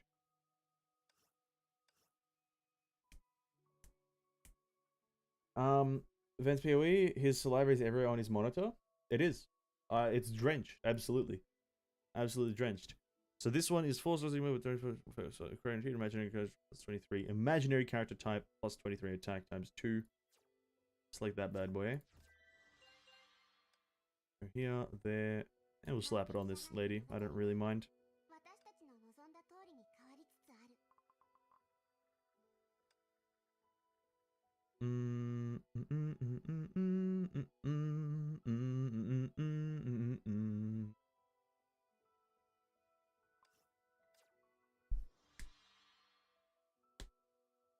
Wow. 23 maxed out attack. I don't even think that puts us anywhere like in high attack though. I think we only just hit like 1200. Oh no, we're 1300. Okay, that's great. Give it to Finesse. She's the strongest in this version. Yeah, she is, but she's got no support, so. Well, she got, I guess, one support.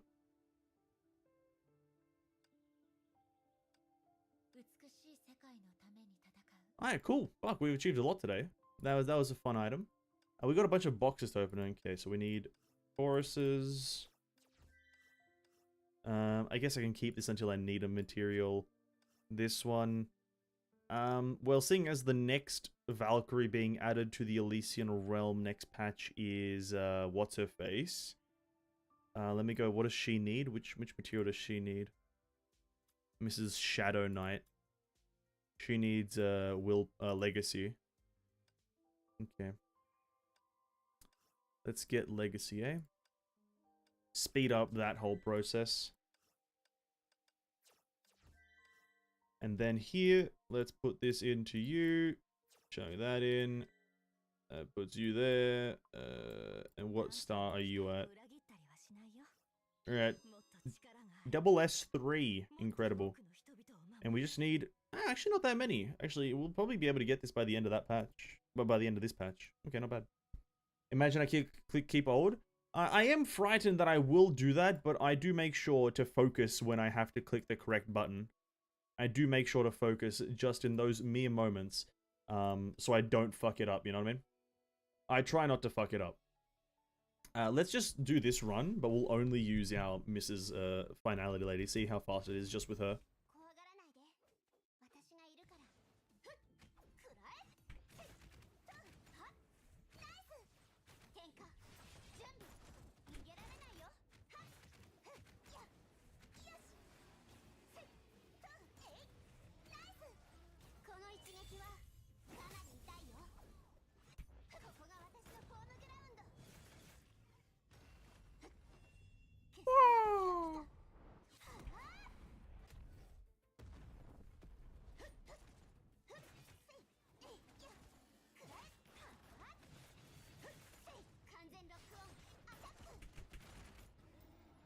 It's slower, but it's fast. I just unlocked Triple S Young Himiko yesterday, I think, but no gear. Young Himiko. Like original Himiko in the like the red kind of spacesuit, or like Blood Rose or something like that, or just like a younger version of her. Because I don't know what you're talking about, dude. She's young no matter what. She's eternally young, dude. How dare you say that she's not young all the time? She's a ripe age, dude. What the hell, man? I'm so disappointed that you would say she's not young perpetually. What the hell, man? She's obviously perfect age all the time. Where is it? Read all devices. Oh, I can't buy another one? Oh, shit. I thought I could. I was going to buy another one and put it on, fucking what's her face? Fire Origin. Okay, I thought I could. I've been grinding. I've just been grinding these things, honestly. I've just been doing this. Because, just get attack stats on all your characters, right? There's absolutely no harm in that.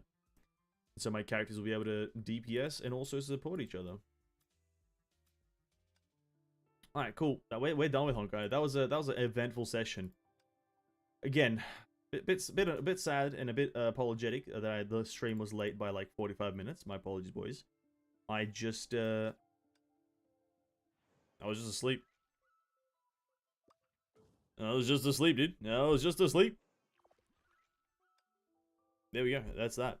Let's wrap it up. Close this bad boy. Incredible performance. Yep. Rita's birthday. Oh, that must be tomorrow or something. At least for me. Tomorrow for me. Okay, cool. Ah, oh, dude. Who's prepared for a bit of Genshin? Genshining tomorrow, boys. Oh my god, I'm excited. We haven't played Genshin in what seems to be, I think, about 2 weeks now. At least I haven't streamed it. I've been playing it on the side, obviously, but as bare minimum as I can. But, yeah, we're gonna Genshin tomorrow. The new patch for Genshin. I'm quite excited for it, just because Dainsleif's story. We're mainly there for the story, but we are gonna play Daya and Mika. Just a bit. I'm not gonna roll on them, because I'm just not interested in getting them. I'm not really interested in getting any characters in Genshin. We're just kind of cruising with it for now. And that's really all we're there for. We're just there for the story.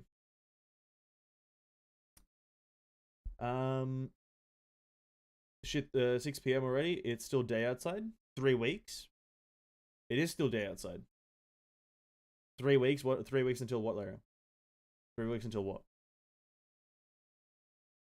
Did I miss a part of the conversation? My bad.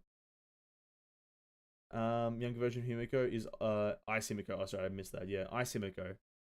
Ah, I see what you're saying. Yeah, okay, fair enough. What's the name of that? What's it? Kriegsmeister? Kriegsmeister? It's a good name as well. Kriegsmeister. Ooh, gameplay of the new character.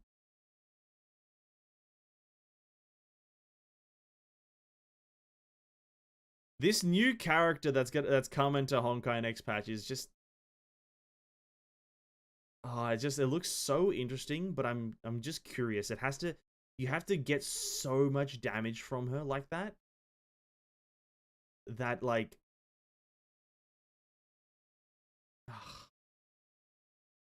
I'm looking forward to it. You haven't streamed Genshin for 3 weeks. Oh, that what you meant by 3 weeks. Okay. Yeah, it's been a while. Like, no, are you sure it's been 3 weeks? I'm pretty sure it's been 2 weeks. The last time we did it was the the Spiral Abyss, which is every 2 weeks. I'm pretty sure that's the last time. Oh, no, that wasn't, like, an official, like, labeled as a Genshin stream.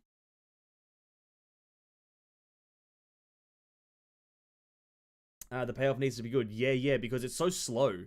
So it needs to be such high damage per hit that, like, it equates to the same time. So because like, I'm watching the time here. I'm just watching some Marissa Honkai clip, and he spends about 8 seconds, almost 10 seconds, doing the whole attack combo. And he does get the damage off, but it's an Elysian Realm, so that's obviously not a great showcase. Elysian Realm is obviously going to juice up the damage, doing like fucking like 2 million, like 5 million bleeds essentially, or some shit like that, right? But in the base game, it has to be pretty good payout for the character to be viable. But this is definitely a character that I am going to get Triple S.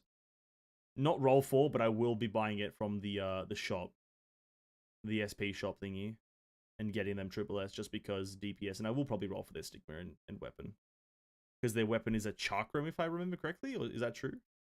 I can't remember. But I'll cover the character when they get to the version 3 beta. BA stream when? Not for a while, Neko. Not for a while. We're still covering Counterside and we're still covering Limbus Company. And Honkai, HSR, and Genshin, so probably not for a while.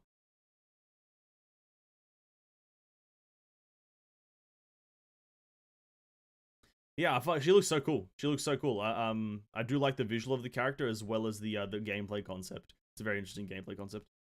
That's that though. I'll cover the character more as they come out. A version 3 shouldn't be too far away. If I'm to be like completely honest, I think version 2 is already out, and version 3 usually follows very quickly after, as they make very quick changes. So that'll be like sometime in the near future. But to suffice the time that is left open, all of the HSR character like analysis are coming out. The HSR characters are very fucking interesting to me as well. Some of them are very like intricate looking as well. We're covering the 4 stars obviously first, and I'm enjoying covering them because I'm also excited about HSR. I haven't looked at all the systems too extensively apart from the small look that I've given it, but yeah.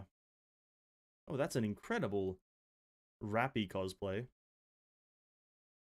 And Makimo, incredible.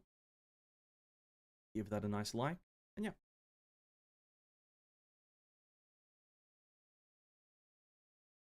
I'm still not recovering, still broke. Or just love and craft stigmas. Okay. Well, recover, dude. Just get it back. You said last year that you were going to cover my Higan review? Oh, true. You know, we can extend it a bit to cover that. Congrats on the other ego, by the way, Lario. I just saw that. Congrats on the ego. Where is that now? It is in the other game. We'll do that. It shouldn't take me too long. I'm a bit of a speed demon when it comes to understanding things. Alright. We'll do this. Ready, boys? We're going to cover Higan through a review by Lariel. I didn't get to play the game as it's in soft launch. And this is another game that's on the radar. It's just something that we'll play. I don't know if I'll play this one on launch because I don't know when it's launching. And it obviously, there's so many things on the plate that I don't know if I'll play it on launch. But we're going to look at what Lariel has written. From my understanding, that it's just things that you deemed important, which is fair enough review. To deem things, to do things that you only deem important. Because if you deem important, they must be important. So, it's quite long, it's quite lengthy, to an extent, obviously. Just kind of like dot points and overall summary at the end of some things. So, Higan Erethol, or Erethiel, nobody fucking knows how to say the name, but that's that. Keep in mind that some things may not be 100% accurate, may change in the future, as per usual. Then games may change in the future, but gameplay and battle mechanics. Before you battle, you set a formation, as we can see. You set a formation. In the end, I don't think it means too much, right? Because you set the formation, and then your character just move, right? So, because it's not like they're like stuck in place. They just move around the battlefield as they cast their abilities. So, their formation is like a bit more of like a encouragement to play in a certain area, not so much a determined place where you're going to put them, which is quite nice. Top left, the back button is a class info and element counter info, which we'll get back to later. Sometimes these there is buffs and red marks on the boxes placed your unit, and that unit get the buff. The red box is enemies preemptive attack, so you got to be careful. Oh, preemptive attack, eh? That's kind of interesting. Not that that's also going to play a big factor in my opinion. It doesn't look like it will be a big factor. You just have to not put your unit there, right? So you just put it you'll put it in the unit that in the slot that's closest to the one that you did, right? If it just so happens to be in the red space. In battle, your unit will attack automatically with basic attack, and you can use your active skill and ultimate, which you can drag the active attack towards the enemy. I tried only tapping it and doesn't seem to cast it. Oh, really? You have to aim it. That's good actually. That's pretty good. Incentive on aiming the ability is pretty good in my opinion. It means that you are in charge of everything. Unless obviously you set it to autoplay. If you set it to autoplay, then I'm assuming it would just autocast it. But if it's set to Yeah, as you said, actually there is auto battle and 2 times speed. AI seems to be smart. There's also damage summary during it, which is top right, and after battle, which is there. Okay, that's pretty cool. I do like the incentive on the player having to be the one to cast ability. You can't just tap the screen for the sake of it, which is quite nice. There's different type of active skill. I'll name that. I had tried damage, interrupt, healing, and possibly more. I'll go about what they do in details later. There's 2 stagger mechanics, which is interrupt and shield burst. Now, there is actually another one, but it works the same as interrupt, except any CC works. The requirement is that the enemy has to use the chant. Minor detail. Interrupt is when the enemy is charging up their attack. You will need a unit that has an interrupt active skill or ultimate. Oh. So this is like a quick time, or like a quick time event essentially, right? You see the enemy casting an ability and you have to quickly try to use your own interrupt skill to interrupt them from casting their ability, I'm assuming, right?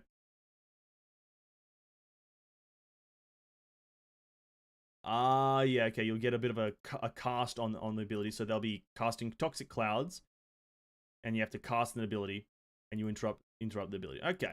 Okay, that's pretty cool. That's pretty cool. Like, skill-based gameplay, right? You have to interrupt the fucking guy. Shield burst happens when the enemy bar below their HP hit the limit from accumulating damage from your units. The stun lasts until the bar goes back to 0. Ah, yeah, just a weakness break or a stagger. Fair enough. Classes and elements. There are 6 different classes and 5 different elements. We have the Guardian, Hoplite, Assassin, Ranger, Caster, and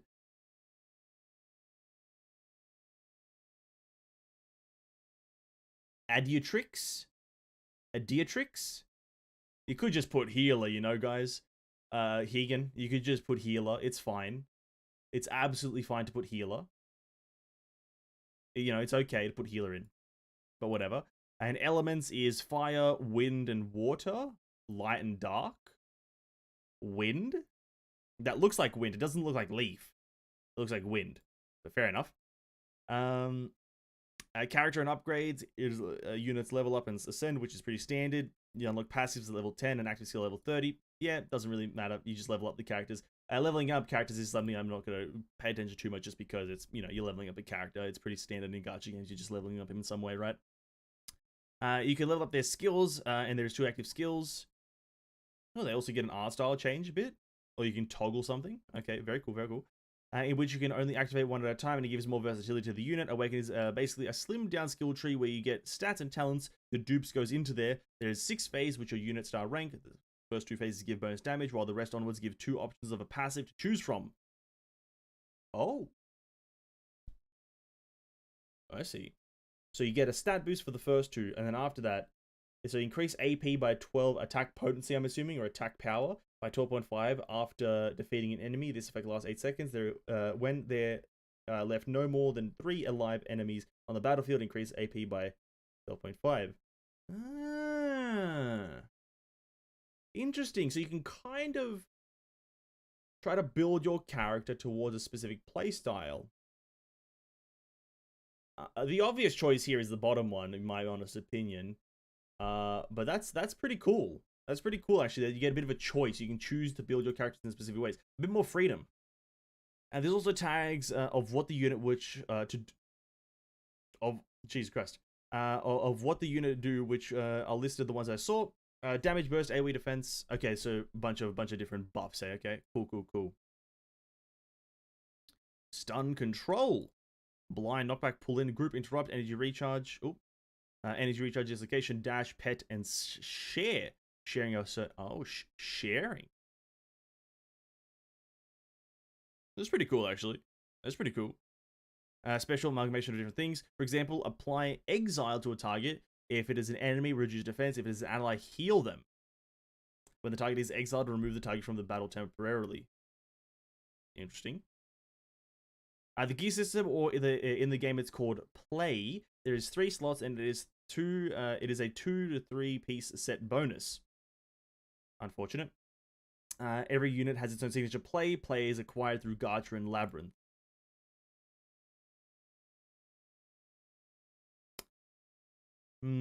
This is cool. It doesn't like the naming doesn't matter of it really in the end. Like it's just equipment that you put on a character.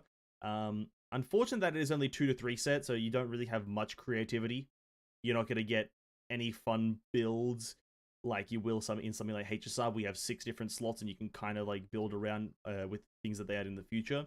This is just gonna be get the best in slot for the character and be on your merry way, right? It's essentially like the Stigmatas from Honkai, right? Simple as that. Farming auto battle is the only easy way of farming. That's where you can AFK and do its own thing. You can farm it at 3 different stages at once when you reach level 50. You can also set it where you can run out of stamina while farming. You can let it automatically use stamina refill, depending on what you set it to. So a bit of freedom with auto farming. So very auto game. Here is where offline auto farming comes into play. I presume you can log out after you start farming and then do something else for a few minutes or hours. This is what you want to do for a long farm run. A very intuitive, I guess, for auto farming, which is not something I would be doing, obviously. Game mode, adventure is where you play the story. Okay, regarding the real world and Fantasyland, it's just a story mode, I'm assuming. Chapters are unlocked through leveling up. In Fantasyland, this is what you'll unlock after completing a story chapter or region. Think of it as a hard stage when you 100% cleanse the region. You unlock the passive income of credits that you get from that region, okay? Higher difficulty, you unlock bonus rewards from completing it. Fairly standard. The Outland, which is where your materials and challenges are available. Realm of Abundance is where you can farm your material. Realm of Fighters is where you where the challenges stages are. Okay. Spirit Contractor, a bunch of other stuff. Cool. So far, so good. Deep Maze is basically a tower game mode. Oh, we all love a tower game mode. There's 100 floors and there's also a leaderboard. I'm not sure how long Deep Maze cycle is. There as there is a leaderboard reward for top 100. Okay, reward for top 100. Interesting. But we all love a tower system. These are always great. Infinite scaling, or quote-unquote infinite scaling. You love to see it. Mesmerizing Labyrinth is like a roguelike game mode for the game. You can earn, play, and you can earn, play, and outline mark. I need to get used to that. The play is the equipable item. That's such an interesting sentence that makes sense in regards to the game. But you can earn plays and outland marks, currency which can be used to buy play and other stuff in the shop. Okay, Mesmerizing Labyrinth. But a lot of labyrinths in this game, eh? A lot of labyrinthizations. A bit of a gameplay.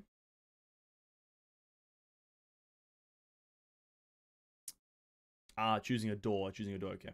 Interesting. The gameplay seems to be very much a bigger preference on interaction in the 3D space, but not necessarily it being action combat, right? It's the interaction in a 3D space where you control a set of characters in an area, kind of like an open world, but you don't actually control them with WSD. It's more like you tell them actions to do, and they'll move according to those actions, which is kind of interesting. I don't think I've played a game like that before, or at least I can't remember one. I guess it's just kind of like an RTS, really, right? Just kind of like an RTS. Director Showdown is basically PvP, which is PvP, fair enough. There's 2 different types, Major Arena and Coliseum. I prefer the former is 1 squad, and the latter is 3 squads. Always everyone loves 1 squad. It's just simpler and quicker. Not sure what Isolated Tower is, but it seems to be a seasonal thing.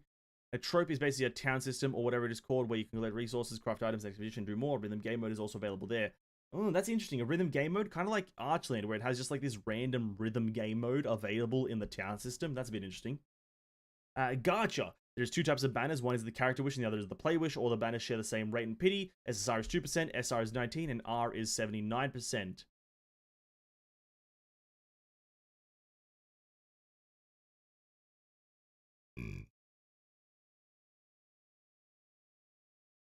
Now, I'm pondering for a second. I don't know why. I understand why it's those percentages, but for some reason I don't like the fact that it's 79 and 20. Sorry, 79 and 19. I don't know. I just double 9, dude. Couldn't you make it like double 8 or some shit? I don't fucking know. I don't know. I just I'm having a heart attack. Let's go through the character wish first. Standard and limited banner use the same currency to pull on both standard and limited. You need star sigil, which equates to 180 whatever the fuck that is, premium currency. 1800 for a multi. A beginner banner which give you SSR on the 20th pull. Yes, the classic thing, you always get it guaranteed. It's a launch thing. This is not a permanent thing, but it's a launch thing for, or maybe it's like a starter character thing. Yeah, I guess it's starter, right? So brand new players just always get this. You'll get an SSR guaranteed. You get one of these ones. Who looks cool? Media, Nuno, Gildan, Basel, or Chiamcom? Interesting name. They all look cool, I guess.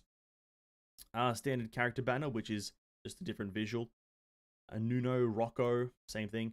a rate up banner, which is going to be the featured lady, which is Eluya. Eluya? Something like that. And then the rate up. For the play wish, you need inspiration sigil, which equates to 60 premium currency or 600 for a multi. Okay, a lot cheaper actually. That's what, a third of the price of a character. That's a pretty good idea though. I feel like always the weapon should be cheaper than the character, right? It goes to kind of show that maybe like Genshin should do that to maybe incentivize rolling on weapon banners. Is like reduce the overall price of a 10 roll for Genshin's weapon banner to like, I don't know, 1200 or some shit instead of 1600 all the time. That would incentivize people to maybe roll on weapon banners a bit more. 1200 or maybe just like, maybe not 800 because that would be like, that's half price, right? Then again, that wouldn't be bad, 800 with the shitty pity that it has. Maybe. Anyway, you need inspiration sigils, standard play banner, same thing. You just have a list of things that you can get, percentages, rate up play banner. I do like, obviously, they're going along the thing of like a pseudo kind of Honkai, obviously, where each playwright has its like, also not playwright, play has its own like unique art style, and each different piece has its own unique art style, which is kind of cool. I like that. The summon animation. Oh yeah, I did notice this. I do like the summon animation. You kind of draw your own shape. You just draw a shape. And then you like, it happens. And this part takes a while. It has to like upgrade to the max. I guess you could skip it if you wanted. That looks cool. And then it draws your own shape in the last one or whatever, whichever one of the legendary is, it highlights it. I do like that actually. It's very unique. Decent story, good music, there's voiceover, every cutscene is animated, good animation, but if at times it feels off. Combining all that, I'd say it's pretty immersive. Aside from that, there's some things that need to be fixed and refined, as per usual, obviously. A good character design, cool weapon design, great art, illustrations, good alt animations. Yeah. Yeah, I agree. Good character design. Very... It looks like Korean design. Is the game Korean? I can't remember. No, it's not, right? Correct me if I'm wrong. It's not Korean, right? But it looks like it has Korean character design. Or Korean, like, game, like, generic Korean. Like, very over the top, but also not too crazy, right? It's over the top in terms of, like, what it's trying to do, but doesn't like, startle you. And the animation pulls out her guns, close up, shoots some shit. The UI is easy to navigate and isn't too convoluted. I'll be the judge of that. Trope, a bunch of shit at the bottom. You know what? Keeps the center clear for the most part. We could honestly, UI, this could be minimized, and this could be scooted over a bit, and this could be like made a bit smaller, so the center is a bit more free. I'd say that's like what could happen. I know it's on a mobile. Obviously, this is on mobile, so it's a bigger the better. But for my liking, the top stuff does not have to be super visible. It could be made a bit smaller, and that would make it chef's kiss of a UI. I know if it's Chinese by Bilibili. Ah, gotcha then. Okay. Well, it does look like, to me, it looks like at least this character is very, like, at least I could see this being a character in Archland, for example. Right, I could see this character being in Archland. So that's what I mean by that. I'm gonna add a few things that I forgot to mention before, or I found out after. The stats, if you're curious. Crit rate, crit damage. Oh, is that a base of 150 crit damage? I guess they're using they're including the base 100 multiplier, which is fair enough. And then, so each character has 50% increased crit damage. Okay, so fair enough. So that means their damage is being multiplied by just 1.5. Essentially, is how you look at that. Crit rate is base. You don't have any crit rate to start with. Okay, interesting. A bonus attack speed is calculated, which is nice. I like that. Magic resistance and armor is calculated as is the physical resistance. Okay, that's cool. It's always good to know the stats. Alt recharge, magic penetration, energy refunding. Okay, interesting. The refunding one is kind of wacky because you can do some crazy stuff with that if it works how I think it works. You can shorten the alt animation in the settings, which is good. You can change it in pause in battle settings, not in lobby settings. Oh, beaut, always do this. This is the biggest quality of life you can have. Nobody wants to watch the same animation 45 million times, right? I got sick of the Eponia animation. I got sick of the Herrscher for Human Ego. I got sick of Zhongli's and I got sick of all their fucking animations, dude. Always add these shits. I don't want to see their fucking animations, man. I just don't. Sometimes in adventure battle, you get cool little mechanics that relate to the story chapter. For this, it's the 3 skills on the left.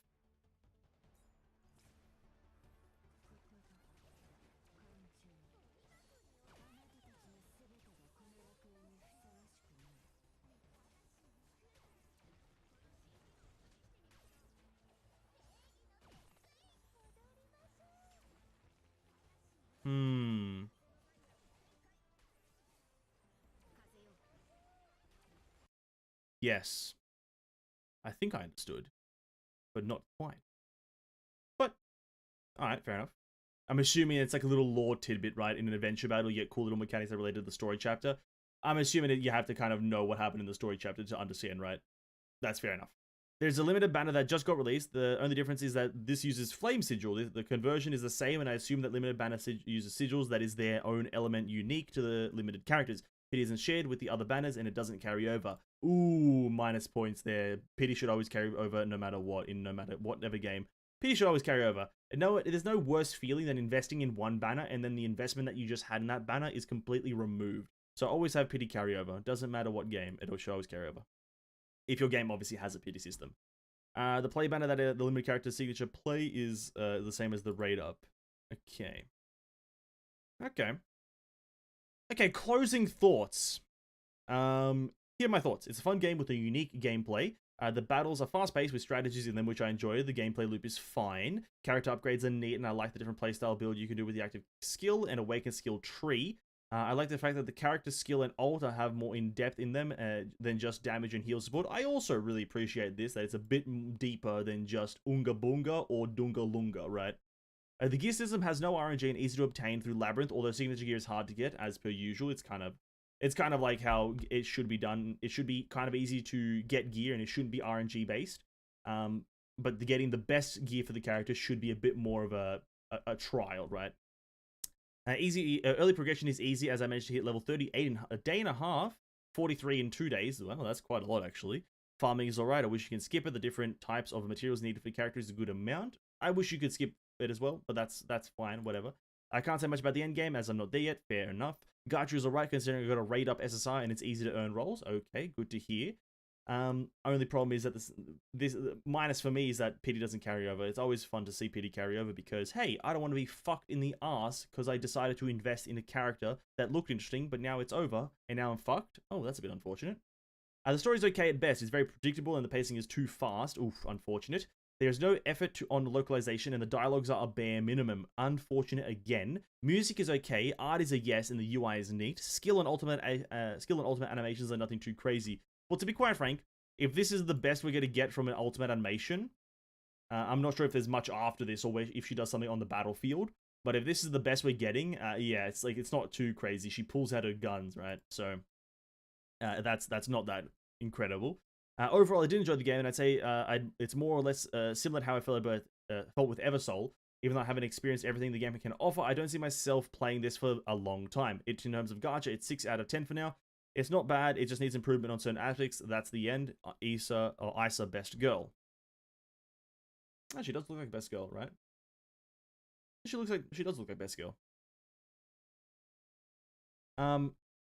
Yeah, okay, she does do something on the battlefield. Okay, so you get a cool like mediocre animation, and then something happens on the battlefield. Okay, I'd still probably want something to happen in the animation more so than her just pulling out her guns. So that's that.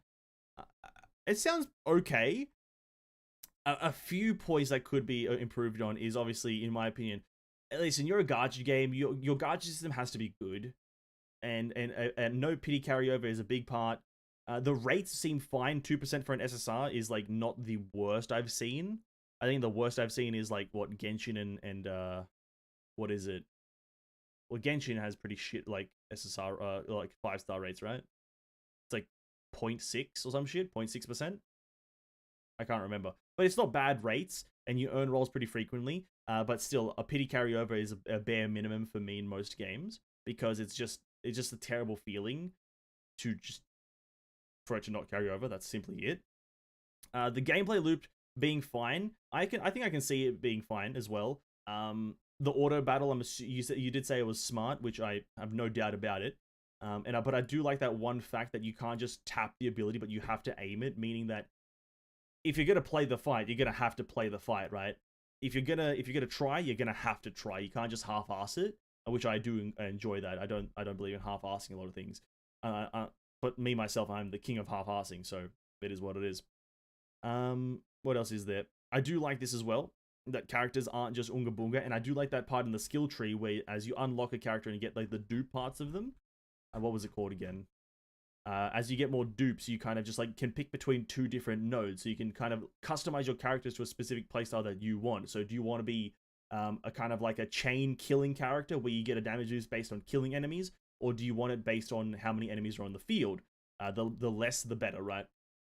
I like that a lot because, well, one thing that a lot of gacha games lack is customization and personal customization with characters, which obviously is a fair enough thing. Like, best in slot is a concept, but not enough customization internally in the actual character to make it feel like you can actually have a unique playstyle.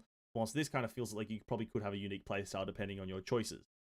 Farming is alright. Skipping is a massive thing. You have to be able to skip in a lot of these games, specifically if it's an auto combat game. Like skipping, I guess you just set it to auto complete and you fuck off for like 20 minutes, which is whatever. And that's not up my alley, so that's unfortunate. Easy to obtain plays, fair enough. No, I haven't seen the endgame content. That's fine. Endgame content is not going to be anything ridiculous. It's just going to be usually what a weekly resetting system, usually, or some sort of